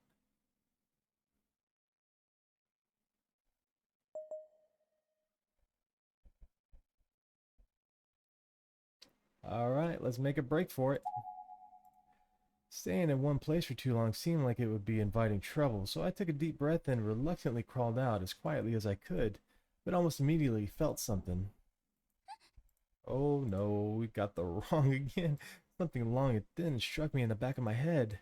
Or perhaps struck isn't the right word. There was a little force behind it, but it wasn't a hard slam, more like someone trying to get my attention. Is that a wooden rod, or it's a finger? Or are you just happy to see me? I knew I wouldn't like what I was gonna see, but I had to face whatever this was, so I turned around. And there, looming over me was... Is somebody still here? Go home, child. A figure was peering down at me from above the podium with one emancipated wishbone-like finger extended toward my face. I recognized this person instantly, no doubt about it. This was the strange old woman who supposedly passed away earlier. I was scared out of my mind. I tumbled the rest of the way from under the podium and shot to my feet. A ghost. There really was a ghost in the school. My breathing was ragged and my heart was pounding so hard I thought it might explode. Plowing through all the desks in my way, I ran as fast as I could toward the classroom door, but that was as far as I could go. What's wrong? Ah! There on the other side of the door, tied up against the glass, was the old woman. She'd been glowing bluish white, the source of light from earlier. But how in the world did she get to the door before I did? How did she get out of the room so quickly and position herself so perfectly to block my exit? I felt like I was starting to hyperventilate, and tried as best as I could to calm my breathing as my eyes darted around the room. I needed to get out of here now, to get as far away from this place as I possibly could. If the front door is blocked, maybe I can go out through the back. But if I do that, I can't leave the school without running right past her. There's no way she'd let me by, but I have to do something. I bit my lip and continued scanning the room. Something, if I just had something I could use to fight back. I didn't have time to think carefully about it. I just went to grab something and hope for the best. There were two choices, and I had to pick on impulse before it was too late. Bag of salt. That sounds like it would do something. This looks like leftover salt from an old chemistry experiment. I heard the salt was used in purification rituals, so it seemed like the natural choice. Okay, this is coming with me. Placed the bag of salt in my pocket as a sort of protective charm. Why wouldn't you just take both? I'm scared, but, well, here goes nothing. When I looked over at the spirit of the old woman was holding out her hand from the other side of the doorframe. She really was trying to catch me. I wasn't just being paranoid. She was going to kill me and turn me into a ghost like her. I was convinced this had to be Yoshi the teacher from that urban legend. No, I won't let her get me. Bracing myself, I darted toward the door and back in the end of the classroom. There wasn't a moment to lose. If I didn't act fast, I probably wouldn't be able to act at all. I threw the door open and began running at the top speed, hoping to escape behind the spirit's back. Unsurprisingly, trying to outrun a ghost proved to be a fruitless endeavor. The spirit saw me and moved at breakneck speed to intercept. Stop! Don't come any closer! I thrust my hand in my pocket and withdrew the bag of salt, and I threw the entire thing directly at the old woman's face. She recoiled. Now's my chance. I ran down the hall as fast as my legs would carry me, briefly glancing over my shoulder after a moment to confirm that the spirit was still writhing. I just kept on running down that dark hallway with nothing but adrenaline and mortal fear to keep me going. I reached the stairwell at the end of the hall and made a mad dash toward the ground level. I was determined to get out of this building alive. Finally, still moving at top speed, I reached the window door leading outside. Almost there, I'm almost out. Luckily, the malevolent spirit hadn't caught up to me yet. It actually seemed like I might be able to escape. I might actually survive this. I made it. I grabbed the handle and tried pulling it. Huh? No, it's not opening. Why? I'm so close. Please open, I'm begging you. I have to think of something else at this rate. The horrible woman's going to... No, I can't let that happen. But what do I do? What can I do? Oh, run somewhere else, man, because you're going to break the glass and you're going to bleed out. I have no choice. I have to keep running. I have to find someplace else. Or maybe I could hide somewhere and throw Yoshi off my trail.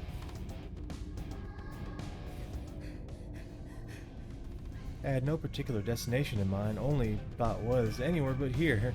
After maybe 30 seconds, I found myself on the second floor hallway. There was an outside corridor connecting the buildings of the school, and it was the first alternate escape route that came to mind.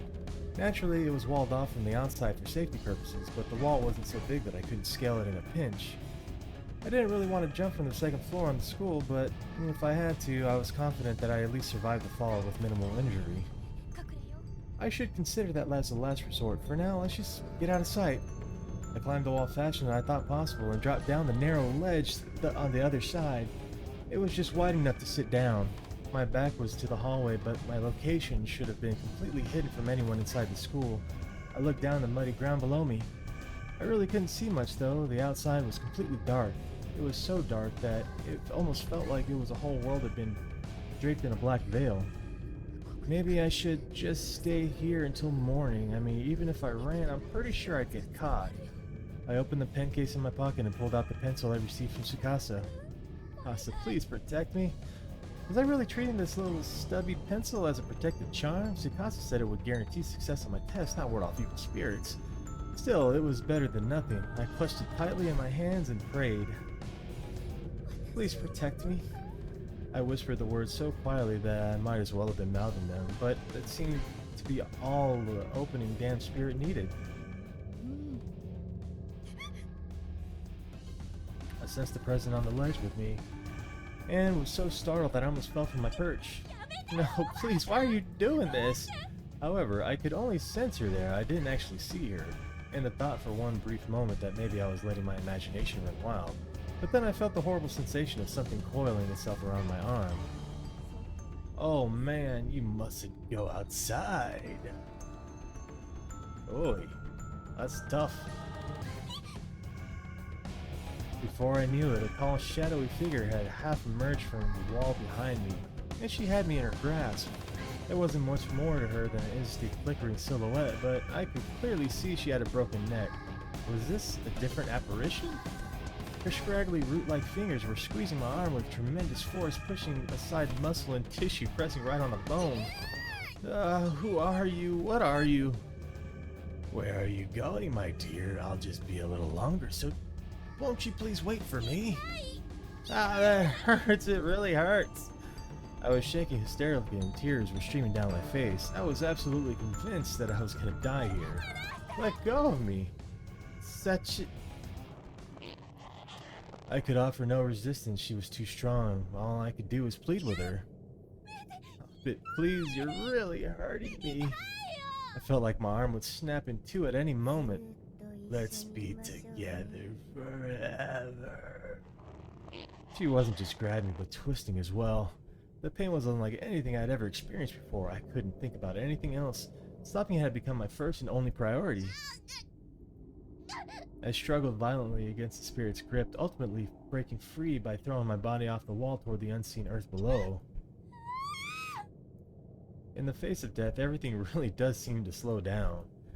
I read somewhere that this is because the brain is sending all kinds of distress signals or something. Slow motion or not, though, I was fully aware of my surroundings. I was cascading through the air just outside of my school building. Tsukasa, don't fail me now, buddy. If this is a dream, please wake me up from it now. Those were the words echoing through my head as I clutched Tsukasa's pencil tight against my bosom like a prayer's talisman. Moments later, I crashed to the ground, and a horrible squelching sound echoed in my ears. My neck was... Tsukasa's pencil pierced deep into my throat. Oh my god. Blood was spurting everywhere. I was practically drowning in it.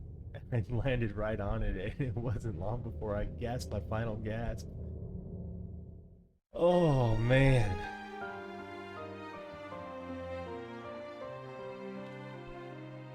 Wrong ending.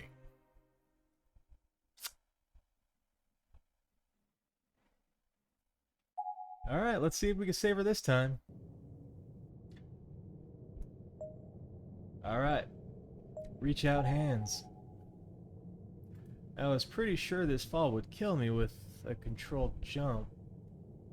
What? I was pretty sure this fall would kill me. With a controlled jump, I might have been able to survive, but I was tumbling like a rag doll. I was a goner. I couldn't even remember what you were supposed to do in a situation like this. Try and flip over, brace for impact. In one last-ditch attempt at survival, I stretched out both my arms. Maybe somebody would be waiting for me there to grab them. Maybe somebody would save me. And somebody actually did. Honestly, wasn't expecting that. I really thought there was no hope, but then at the last second, I was yanked to safety. Oh, he was at the courtyard, I bet you, on the bench. Are you okay? Hang on, don't let go. Right. I held onto his arms with all my might, and against seemingly impossible odds, I was pulled in. My life was saved. This was like a scene out of some anime. It shouldn't have happened. But, it was too convenient. But I wasn't about to complain. That was close. Why, Tsukasa? No time to explain, we have to run. What? Oh, he's a ghost. Tsukasa was still holding on to me tightly after coming to my rescue. He took off down the hall, back into the heart of the school, with me in tow. Damn it, what the hell was that thing? Please tell me I'm just dreaming. He practically spit these words as he continued running. Why is Tsukasa here? I tried to match his gait, and once we were a bit more in sync, I looked up at his face. He was fast. After we'd reached the end of the hall, he suddenly veered into the last classroom before the stairwell, pulling me in with him. Shishido, are you okay? I'm fine. I can walk by myself, really. Oh, sorry, my bad. I moved away from Tsukasa and almost immediately spilled onto the ground like a house of cards. Whoa, you sure don't seem okay to me. Maybe not, but I just need a few... Hey, don't push yourself. Tsukasa grabbed my arm to help me up. Unfortunately, it was the arm Yoshi had been twisting. Oh, sorry, is this the arm that was hurting you then? Yeah, I don't know how bad it is, but it really stings like it's on fire. I draped my other hand over my sore spot where I assumed there was probably one hell of a bruise. I started rubbing gently, but it didn't help at all. That's not good. We should get you to the nurse's office right away, and take care of you good. But then we'll be exposing ourselves to that ghost again, right? Yeah. Just thinking about going back out there and facing Yoshi made me shudder. I couldn't believe he was even entertaining the idea. Don't worry, even if she does come to get us, I'll keep you safe no matter what. Tsukasa's gentle reassurance actually made me forget the pain in my arm for a moment. I had to stop myself from blushing, or try not to, at any rate. We need to treat your injuries as quickly as possible, or they could get worse. The nurse may not be in, but I can at least apply first aid. Okay. Alright then, let's go. Tsukasa offered me his hand, and I graciously took it, squeezing it tightly as he led me back out in the hallway. Tsukasa's hand is so warm. Despite the fact that nothing really changed, it was still in just as much danger as I had been. The paralyzing fear I was feeling was gone. If it were just me, I would have never been able to do this. I would have frozen up, but with Tsukasa leading the way, I felt like I could do anything. Shishido, are you okay to run? Sure. With my blessing, Tsukasa upped his pace significantly. Please don't let her show up. I prayed silently for a smooth sailing, and I followed Tsukasa's lead. As long as he was with me, I think I'll be okay. I gently squeezed his hand again as if to reassure myself that he was still with me. I was starting to think maybe Yoshi was gone, maybe we'd thwarted her, but of course, just as I was thinking that, she made her presence known again. Wonder what time it is now, and how long do ghosts typically haunt? You know, if it's like 7:30, is she going to be gone by 8? I don't know. Or is she doing overtime because there's people here, you know? What the hell was that? Show yourself. An unearthly voice reverberated through the dark corridor. I immediately drew myself into Tsukasa's back. Bring me more. Over Tsukasa's shoulder, I saw the same shadow-like spirit from before.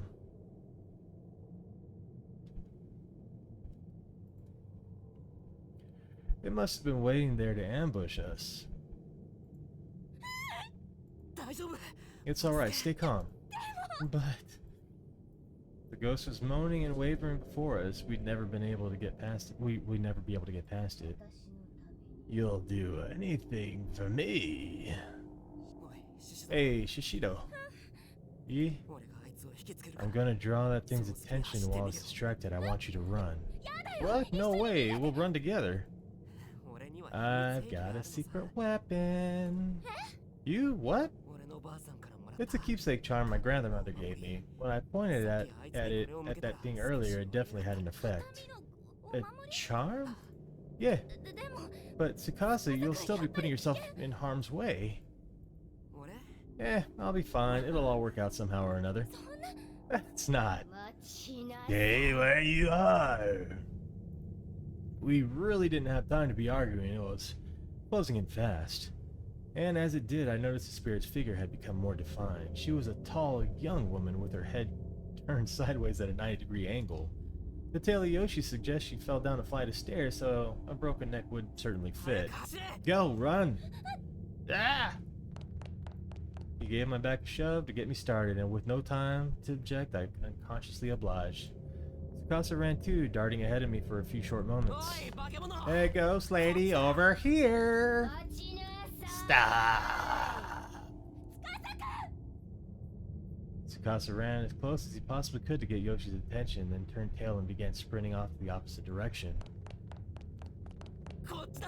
Come get me, you monster! Amazingly, it worked. The spirit began chasing Tsukasa, leaving me completely unobstructed. This doesn't feel right. Should I really escape without him? I was torn. On the one hand, I knew this was my best chance, but I couldn't help worrying about what would happen to Tsukasa if his charm failed. I stopped for a moment and glanced over my shoulder. He was still running, and the shadowy figure was still in hot pursuit. Tsukasa, she's way too close. You need to take out your charm. It's fine. I told you to keep going. Once you're out of harm's way, I'll be right behind you. I promise. I still can't believe I fell for it, but this was right about when I realized the truth. Tsukasa had no protective charm. He just made that up so I wouldn't object to him too strongly, to him serving as a decoy while I got away. No, I can't let him go through with this. I stopped in my tracks and shouted out at the top of my lungs, Yoshi, hold it right there! I wasn't sure exactly what I was getting myself into, but I had to do something, and calling the spirit's name definitely seemed to have an effect. That's right, I know your name. Shishido, what are you doing? All at once, the black figure was facing me, though I never saw her turn around. She was flying toward me now, ignoring Tsukasa. I'm not scared, I'm not scared, I'm not scared, I'm not scared, I'm not scared. I repeated this like a mantra and stuck out one hand in my pocket, grasping tightly onto the one and only thing I stashed there. So, you know who I am? Unlike him, I have a real protective charm. Tsukasa's care, his effort, his beliefs, they were all packed into this pencil. And when you get right down to it, that's what a charm is, right? I squeezed the nubby little thing in my pocket, mentally preparing myself for the confrontation ahead. The confrontation I impulsively initiated. Shit, you gotta run! I won't, I absolutely will not. God, please protect me. I closed my eyes, lifted my hand from the pocket, and brandished Tsukasa's pencil intently. The gauntlet had to be thrown. I was putting in a lot of faith into this, and I really hoped I hadn't made a mistake in doing so. My name is Yushishido, and my goal is to become a teacher here at this school. I opened my eyes to find that the shadowy spirit Yoshi had stopped dead in her tracks. Did it work? Was Tsukasa's pencil keeping the vengeful spirit at bay? I don't need a replacement. Just die! Suddenly, I was whisked off my feet and slammed against the ceiling. I could see him down below. I was staring up. He was staring up at and deeply leaning. He was trying to catch me, I suppose, even though he knew he'd never reach. I called out to him over and over again in my mind. If he could get away, if he could survive this ordeal, then it would have all been worth it. Yoshi was drawing near me and I was helplessly pinned to the ceiling. I had no chance at all. There was no doubt in my mind that my life was over. I clung to relief as I felt Tsukasa's safety. It was the only thing keeping me from losing my head entirely. Then, all at once, the situation took a complete 180. It was like a miracle.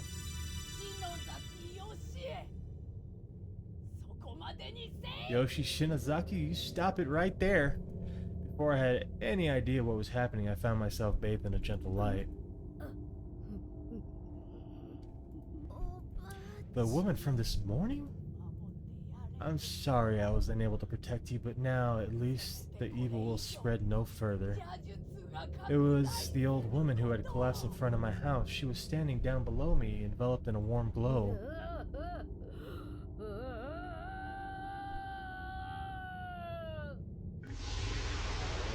The black shadow lunged toward her, and there was a horrific noise, and the old woman was gone. And just like that, I fell to the ground. Whatever Yoshi had done to me, the old woman must have nullified it. That must have been why she came to me this morning and why she had come again now. I felt like I was gonna faint. Tsukasa ran to my side and gently scooped me off the ground into his arms. Yoshi's spirit was gone. She'd vanished along with the light around us now. The only thing was the pitter-patter of raindrops on the school roof. Hey, Shishido! I suffered quite a bump on the head from my fall and was decidedly disoriented, but I still had enough sense to put my arms around Tsukasa's neck.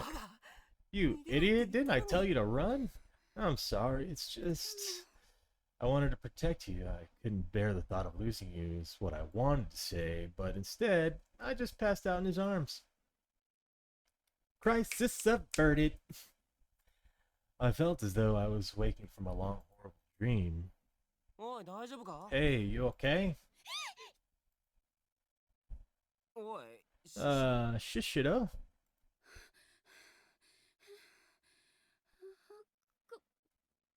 Where are we? Man, how hard a fall was that? We're in the nurse's office, can't you tell? The nurse's office? It occurred to me to look at my surroundings. Probably something I should have done before asking about them, but in my defense, I was out cold. Beige walls, pink curtails, white beds with solid blue covers. This was indeed the school infirmary, no doubt about it. Why are you... Well, a better question is why you're here. I found you passed out on the ground out there, so I carried you in. Out? Where exactly? Jeez, did you get a concussion or something? It was right by the school gate. The school gate? That's where you found me? Uh-huh, ring any bells? But I was trapped inside the school and running from Yoshi, wasn't I? Oh, that's right, my arm is probably broken. Wait, my arm's okay? Huh, your arm? Was it a dream? No, it couldn't have been. I mean, it really hurt and I really thought I was gonna die. Well, you're still a little out of sorts, but I'm glad you're safe at any rate. I guess you could say I had a gut feeling, maybe. I just got concerned and stopped by your house, and your mom told me you'd gone back to the school, so I came by to find you, and well, I found you. Casa, yes, there'll be time for thanks and such later on. Right now, there's something I've got to do, so hang on a sec. Okay. Where are you going, Tsukasa? I wanted to ask you about Yoshi. Ah, Shishido. Glad to see you're awake. Ma'am, you gave us both quite a scare. Mikuni was pale as a ghost when he came to get me. Lucky for you, I was working late tonight. I'm so sorry to have troubled you. It's fine, of course, but, you know, you were really moaning in your sleep. Were you having nightmares? Nightmares? It seems like you were. Mikuni was worried sick about you. So it really was just a nightmare then. Maybe that scary story this afternoon was just too much for me. Are you feeling a little better now at least? Yeah. That's good. The nurse smiled cheerfully and disappeared behind the partitioning curtain. Letting out a sigh, I laid myself down on the bed once more. It was dead silent. The rain must have let up. The only sound I heard was the occasional cough from the nurse, who was otherwise going about her business quietly. Oh, wait, what about the pen case? I thrust my hands into my pockets, not really expecting to find it, but... there it is! The pen case, complete with Tsukasa's pencil talisman inside, was present and accounted for, which meant that... I made it to my classroom? Maybe it wasn't a dream after all. Hey! Huh? Oh, Tsukasa, welcome back. I was still trying to remember exact details about what happened when I unexpectedly felt something cold press against my cheek. Well, what are you? You were sleeping pretty restless, you know, and sweating an awful lot, so I figured you might be thirsty. Here, a cafe au lait. Oh, thank you. Tsukasa went out of his way to buy this just for me. It was a lovely gesture. How could I possibly refuse? Hey, isn't tomorrow, or I guess today now, but either way, don't you have an entrance exam to take? What time does it start? At 9? So in 4 hours then. God, I don't even want to think about that right now, not after the day I just had. I've been put through hell on earth. Taking a test was the furthest thing from my mind. I was in tears and had no idea why. Maybe it was because I was so relieved, so glad to be alive. Okay. Hey, Shishido, can you stand? Huh? The timing's just right, so I'm gonna show you something good. Something good? Yeah, or rather, it's something I really want you to see if you're up to it. Sure, I guess? My nose was still running, but my heart felt a lot lighter. I no longer felt threatened by this school. I was comfortable and safe. The two of us left the nurse's office with Tsukasa in the lead. And even though I was holding a cold coffee in my hand, I still felt warm all over. Neither of us said a thing as he led me through the empty halls. It occurred to me that when we last saw one another, I was mad at him. Look, Shishido, we're here. What? This isn't just the walkway between the buildings. Just wait, you'll see it in a minute. See what? I had no idea what I was looking for. I just kept staring at him, but his eyes were fixated on the window leading into the walkway. As I gazed upon him in his profile, I felt my heart skip a beat. I have to apologize for what happened yesterday, but I just wasn't sure what to say. I let my feelings get better of me and reprimanded him for behavior that was, at least at the time, entirely reasonable. There was more to it though. There was one particular reason, more than any other, that made it hard for me to think of the words to say here. He and I had run from Yoshi together. We escaped her wrath against insurmountable odds, and what if that wasn't all just a dream? Bingo! Here we go! Huh? I followed Tsukasa's pointing finger and... Whoa, that's beautiful! What an absolutely stunning sunrise! It's actually the sunset I enjoy watching most from here, but the sunrise is pretty great too. It's gorgeous. The whole town is painted orange. Looks like you're back in good spirits again. This is the place that you were talking about, isn't it? Oh yeah, it is. You've been keeping this spot for me all this time, so why now? Why are you showing it to me today? No reason, really. No reason, huh? I could think of a reason, but I didn't say anything. It just seemed kind of far-fetched to me, and if I were misinterpreting him, I'd be very embarrassed. He couldn't possibly, could he? My face felt kind of warm. I placed a sweaty Cafe au lait can on my cheek and sighed softly. You feeling okay? Your face is really red. What? It is? You aren't still feeling faint, are you? No, nothing like that. It's just, yeah, it's the sun. Just the way the light's playing off my skin, that's all. Ah, okay. Boys can be so dense sometimes. Ain't that the truth? Good luck on the exam, by the way. If you head back now and get ready, you should still be able to make it. Thank you. That's what I like about you, Tsukasa. Huh? Also, I'm sorry. For what? Well, it's just that yesterday things might have seemed a little awkward between us after talking about that school lecture, remember? Oh yeah, I think I remember something like that. What do you mean something like that? I was really bothered by it, you know? Yeah, you girls obsess over the littlest things sometimes. Me, I didn't think about anything of it. Really now? I let out another sigh and turned back toward the morning sun, stretching my arms skyward as a wave of exhaustion overcame me. The day got brighter bit by bit, and I just stood there silently trying to piece together all the jumbled thoughts rattled around in my head. I was running away from Yoshi and Tsukasa was with me, then I was saved by that old woman. It really was just a dream, huh? As the bright rays of the sun washed over me, I felt the new life, a new hope welling up from within, and I finally came to terms with those horrid events. Most likely I got the pen case without incident, but then on my way back something hit my head and knocked me out. That would just be my luck.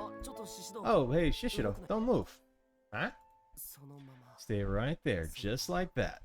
I didn't know what he was planning on doing, but he was staring right at me. It felt kind of like he was staring into my soul. And then... what?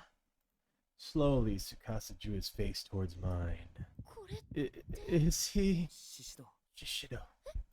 No way, is he really going to? I shut my eyes, I was ready for this. Or maybe I just didn't want to look. But the next sensation I felt wasn't quite what I was expecting. Shishido, what happened here? Huh? He grabbed my arm for some reason and he was staring down at it intently. Whoa, what the hell? What is he doing? Whoa, what is that? Seriously, I had no idea that was there. Turns out he was just concerned by the strange bruise I had apparently received, which had momentarily become visible when I raised my arms. It was right around my elbow, right where Yoshi grabbed me in my dream.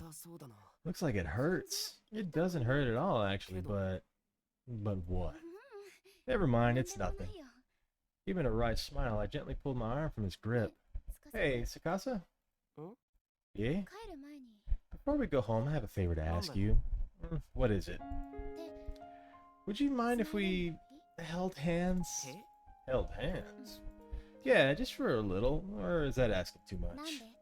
When he asked why I wanted to do this, I fed him his own line. I just told him, no reason. We only joined fingertips, but for the first time it really felt like I was connected to another person's heart. I remember feeling so happy.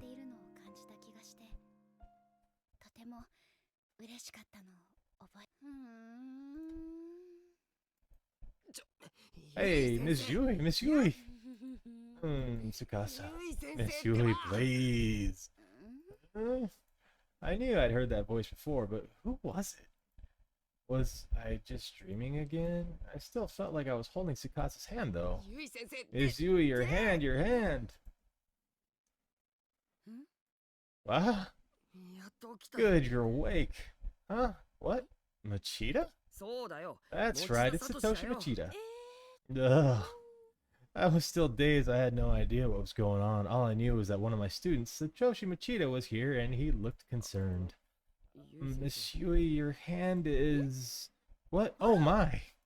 I finally realized what he was talking about. I was holding Machida's hand in my own and squeezing it awfully tightly.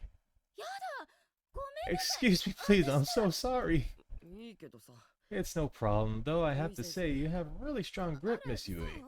Do I now? In the past, I was renowned far and wide for being weak and dainty young beauty, you know? Oh, she still got the bruise. Look at that.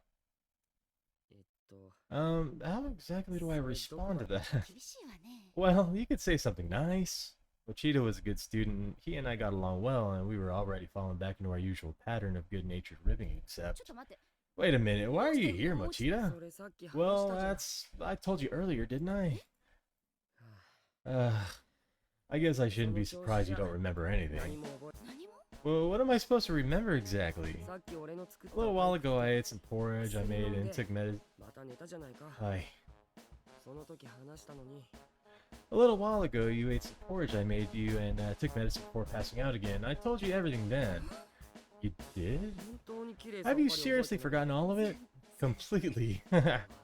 Don't laugh, jeez. Machida sighed and pointed at the table. Class notes from Mr. Yamazaki. I got it! Wait, did you come all this way just to deliver those?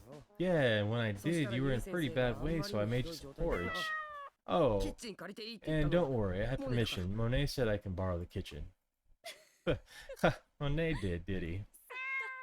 I stroked Monet's neck and he lied down contentedly in my futon. Such a pretty kitty, I was getting kind of wrapped up in petting him. Just as I often did. I almost forgot Mochita was here until he let out a huge sigh. Also, Miss Yui, leaving your front door unlocked is really dangerous. Oh, it was open? Yeah, and you're lucky I was the one to discover that. You really need to be more careful. Duly noted. Thanks. Did I just say something funny? No, you sound just like my mother. I don't like the implication there. I didn't mean to laugh. I must have just been kind of deranged, but I could always blame it on the fever. Mochita looked at me and let out another sigh. My poor sense of humor must have been getting to him. Well, you sure seem a lot better now than you were when I got here, so that's something. Feel better too. You slept like a rock, Miss Yui. That's right, I woke up this morning feeling dizzy and chilled. I called in sick, put out food for Monet, and I don't remember anything after that. Oh, you don't remember going to the convenience store? The convenience store? Yeah, I found cold packs and snacks. Let's see. Here, look. The time on the receipt, it was this morning. Wow, you're right. How can you possibly not remember going to the store? Amazing. That's just... Seriously, you need to pull yourself together. You didn't go out in your pajamas or anything, did you? Well, I don't think I did. I wouldn't be surprised. Don't try and hide behind that laugh. Sorry. Were you taking care of me this whole time, Mochita? Uh-huh. Wow, I'm really sorry you had to stay this late. It was already past 10 o'clock in the evening. I couldn't believe Mochita had been here with me this whole time. I felt both guilty and grateful, and I definitely gained a new respect for him. There's still a little porridge left if you get hungry. Thanks. And I bought these too. You went to the supermarket? There wasn't anything in the fridge when I checked, so I figured I might as well. The bag was quite heavy. Inside was a bottle of orange juice, some bananas, canned peaches, apples, and other assorted fruits. That's vitamins. When you're as sick as you were, your body needs all the help it can get to fight back. Think of it as medicine. Machida. That much fruit couldn't have come cheap, especially for a high schooler. I considered offering to pay him back, but decided against it. I knew he wouldn't take the money, and besides, I really appreciated the fact that he had gone to all this trouble for me. I returned the favor another time. If it ever seemed like he was going to be staying late after school, maybe I'd buy him dinner. Or I could help him with preparations for a school festival. Well, it's getting late. I should go. Oh, will you be okay? Do you know your way back? If you'd like, I can take you at least part of the way. That's fine. Go back to sleep, Miss Yui. You're not better just yet. And besides, it isn't safe for a woman to walk alone at night. Oh, you're such a sweetie. Seeing as much you care just makes my heart skip a beat. Oh, does it now? I'm not sure you should be saying something like that to me, Miss Yui. No, why not? Mochita and I joke like this a lot. Usually it made him blush and get adorably embarrassed. But not today. Today he just grinned sheepishly and mischievous glint in his eyes. I didn't quite get it. What was his angle? Well, he basically saw you half naked. Who's Tsukasa, Miss Yui? Is he your boyfriend? How do you know? You kept calling his name in your sleep. Tsukasa, Tsukasa, you cried. Lost in some sort of wonderful dream. Oh, 誰なんだよ。 so who is he? That crafty Mochita had turned the tables on me, and how embarrassing to know that I'd been calling Tsukatsu's name. Well, I hesitated to answer for a moment, but then figured, what the hell, why not? Tsukatsu was my first love. ふーん。 Ah, その様子じゃ。 judging by your actions earlier, you must have seriously head over heels for him. What? Why? だって、 Well, when I got here, you thought I was Tsukasa. It was unbelievable. Wait. What are you saying? Your face is beet red. That's my fever, I swear. ふーん。 Well, it's fine. I'll just let you believe whatever you want to believe. Oh, come on. What happened to respecting your elders? You shouldn't mess with adults. But you're rare in form today. We never get to see you like this. 見れないからさ。 I wasn't sure what he was going to give me the full story of. I wasn't sure he was ever going to give me the full story of all the embarrassing things I'd done in my fevered days, and maybe it was better he didn't. Either way, I was in his debt, so he could tease me all he wanted, just this once. やばい。そろそろ帰らないと。ゆかがカンカンだ。 Oh crap, I have to get going. Yuka's gonna be really angry with me. Thanks for everything. It's dark out, so please be careful on your way home. はーい。 No それじゃあ先生。 worries. And Miss Yui, you be sure to eat right and get better ASAP, you hear me? Of course, I'll kick this in no time. ファイト。 Fight the good fight. Thanks. What a good kid, that Mochita. I better be careful, though. He is my student after all. Come here, Monet. You sleep with mommy tonight. Sigh, I miss you, Tsukasa.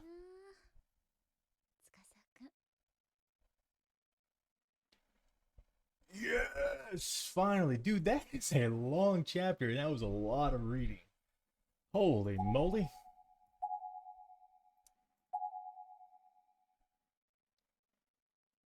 Well, thank you for sticking around with me if you're here this far. I do appreciate it. And if you enjoyed it, please hit that like button. If you're new, subscribe, and I will catch you on the next Corpse Party episode. Corpse Party Ballsy. Shut up, Phil.